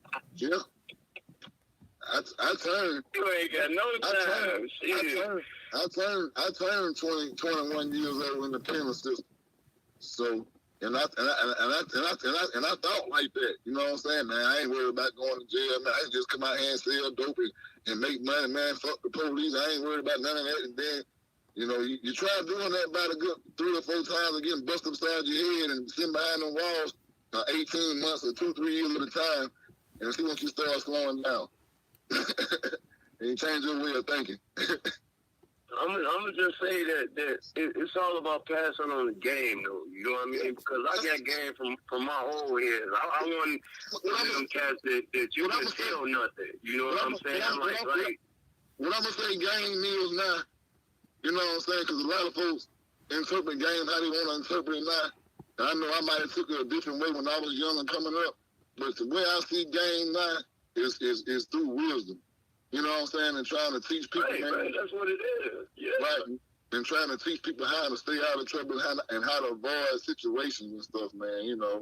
Teach one. Yeah. Right. Not, but you know, you got some people that choose game for macking and trying to get over on people, or you know, they say game, they mean something else. I know you don't mean nothing else, what you're saying, but somebody, you know, other people might take game in different perspectives. Yeah, I'll say it like this, because we come from a time when someone said game, it meant like basically like you're saying wisdom. But now, you know, it's been so commercialized. People look at it as like, man, this mean I'm be the guy's gift to women, and I could run game on brothers and all this kind. No, it don't mean that. It don't mean that. It's deeper than that. Game means putting yourself in a position on a level and that you're supposed to be on, and carrying yourself the way you should be going, and playing the game of life the way it should be played, like you play on that chessboard. That's what's playing to win, even though all the cards stacked against you. Right. You play it to win, but you got to understand you lose sometimes too. You know? Yeah, and understanding that, like, you actually lose, not like, okay, now I got to point the ET finger at this person. No, if you playing this, you playing it for keeps. You ain't throwing nobody else up under the bus about your situation. It's the game of life, man. You win some, you lose some, man. Some things you might cherish and think that you might want and might gonna have for the rest of your life or for a long time, and you might not have. That's the game. You know what I'm saying? Things come and things go, but the game still gonna remain the same. You know. And somebody said this saying, and I ain't never heard it before, but I don't believe in it. But this was somebody said, and they was like, "Why go do 10 when I can tell on a friend?" Wow. And I was like, "Fam, if you don't get the fuck out of my face, right?" Who said that? But you got to think. Somebody said that, but you got to think of the people that's done it and actually felt like that. You know what I'm saying? I was just raised. That wasn't part of it, though. I wasn't raised that way, but I know people that's been raised that's been raised that way. Yeah, because you figure, you know, it's always been rap motherfuckers. So I mean, but for someone to actually voice it like that, yeah, that is some strange ass shit. Yeah, I got a cousin. That's what they heard. That's what I'm saying. That the game had changed. Like and cats is not adapting to it right. You know what I'm saying? Like they taking anything and leaving anything and repeating this type of shit. It's like no. They ain't paying attention to detail. I got a homeboy that just about 7 or 8 months ago, he was another cat was running from the law, right? But he was hanging around my homeboy and them all the time. And this dude straight up told my homeboy and them, man, if I get caught or I go to jail, I'm gonna tell on everybody. And my homeboy came back and told me that, and I was like, man, y'all still running with that same motherfucker that told y'all the same old shit what he'll do to y'all? I said, y'all supposed to goddamn remove y'all sitting around that person right then. Right, immediately. Or eliminated him. That too. If it would have been me, I'd be like, eliminated him. Exactly. But me myself, I'd be like, hey man, I'm glad you told me that, but I ain't finna fuck with you no more. I'm down. You ain't gotta worry about me no more. Matter of fact, I don't gotta give you an explanation. Exactly. I'm Shit. gone. I ain't with you no more. Huh. But yeah, man, he did. He told him that. But you know, luckily, eventually, he didn't fuck nobody up or nothing. But you know, like I told him, I was like, man, y'all need to be careful, man. People, when somebody telling y'all stuff like that, don't just take it for granted. You know what I'm saying? Yeah, that's a sign. That's a sign. You got motherfuckers that have been to jail 3 or 4 times or 5 or 6 times, and they fear for going back because they might not get out. So it ain't nobody. It ain't like it's your first time or second time, and you just want to tell or whatever. You got folks that's up against the wall, like literally. You know what I'm saying? I can't go back to jail no more. I'm gonna have to. You know what I mean? So you got like Rick just said, man. Everybody, unless you just really retarded or something, man, you know what you're doing, man, and you know there's laws to it. There's been laws to it, and that ain't never been part of it. Right. You know, it's us against them. You know what I mean? Why you gonna take another cat out that's doing good? You know what I mean? You got caught. Type. If you look at the history of that game or that type of game, it always end up the same way. I don't care how you look at it. Motherfuckers, they come up on, they get up, they come up on their feet good, they start doing good for a little while longer, they stay in that game, and guess what happens? They get busted. Somebody tell on them. Best friend, old lady, mama, daddy, somebody tell. It's always going to be like that. And but with technology now, ain't nobody got to tell. They can catch you on camera. They can catch you on Google now. Right. They can catch you on whatever. And matter of fact, just like how you said, how things evolve, think about, I'm referring back to the Mac. Remember when towards the end of the movies, like, yeah, we killed you, that freak friend of yours. Yeah, we killed your mama too. But where did the intel come from? It came from old girl that was hating on him in the motherfucking Chinese restaurant when he was chilling with a new broad. So jealousy can get motherfuckers killed when you got the wrong person in your mix. And then listen to this shit. You remember that other movie that came out back during that time? Blue Hill Avenue? You ever seen that? I remember that. Okay. Oh, I remember that. That's another bad motherfucker, man. That's a bad movie there, man. You gotta check that one out, man. Blue Hill Avenue, man. That's a bad motherfucker, man. The same dude that put him in the goddamn in the game was his motherfucking dad, and the dude had to end up killing his daddy, man. That was some crazy ass shit, man. You got to see that one. I'm about to look that up. Yeah, it's an old movie, man. It's called Blue Hill Avenue. That motherfucker bad, though. I like that movie, man. That shit was crazy as hell. Yeah, man, but I'm glad I got to chime in and chop it up with y'all players, man. One good time, man. You know, I always be watching the shows and whatnot, you know, and finally got in the car, you know what I mean? Right. That's real live right there, man. Right. That's what's up, man. And look at it. Hey, this is going to be up for replay. So everybody that didn't get to catch it, they get to catch it. You get to hear it again. Well, okay, yeah, I heard this point. Oh, I missed this point. I came in at this point. You get to hear it, you know. I'm going to have it posted up. Hey, and I appreciate everybody that done came in and hit the like button and came and offered their comment. I appreciate you coming in here, Choice. I know you've been on my videos for long back ago when I was doing them earlier. So, I mean, hey, I appreciate... I've been rocking with you since way back when you was living with Sharon, Joe. Yeah. That's a long time. Yeah, that is a long time. Yeah. I'm glad to come on here and be able to run across and meet you myself. Then, man, I've probably been on this channel probably for about 2 years, but I just got in contact with Reek this year, so you know, I've been coming on. You know, I've been trying to come on, so to keep it going. Yeah, and if you got anything you want to add, just hey, Rick, hit me, and I'll put you in. And you know, this is what we need to have. We're missing this in a lot of our inner cities, you know, where we used to chop up and dialogue, you know, between each other. You know, I'm like, man, this is how I'm seeing things over here. Well, we seeing it like this over here. Oh, it's kind of matching up with what's going on in my area. You know what I'm saying? This is what's missing. You know, a lot of brothers. It's all about go ahead. Passing on the knowledge, man. Right. To the ones that can accept it, man. We gotta pass it on, because the ones that reject it, hey, let them follow on the way. You know what I mean? But the ones that's missing it, that don't got somebody in their corner, you know what I mean? Somebody they know. You know what I mean? Even if they know somebody, but they don't want to give it to them. Like that's where we lose it. That's what I think what happened with the game. That's me personally. That's what I think what happened.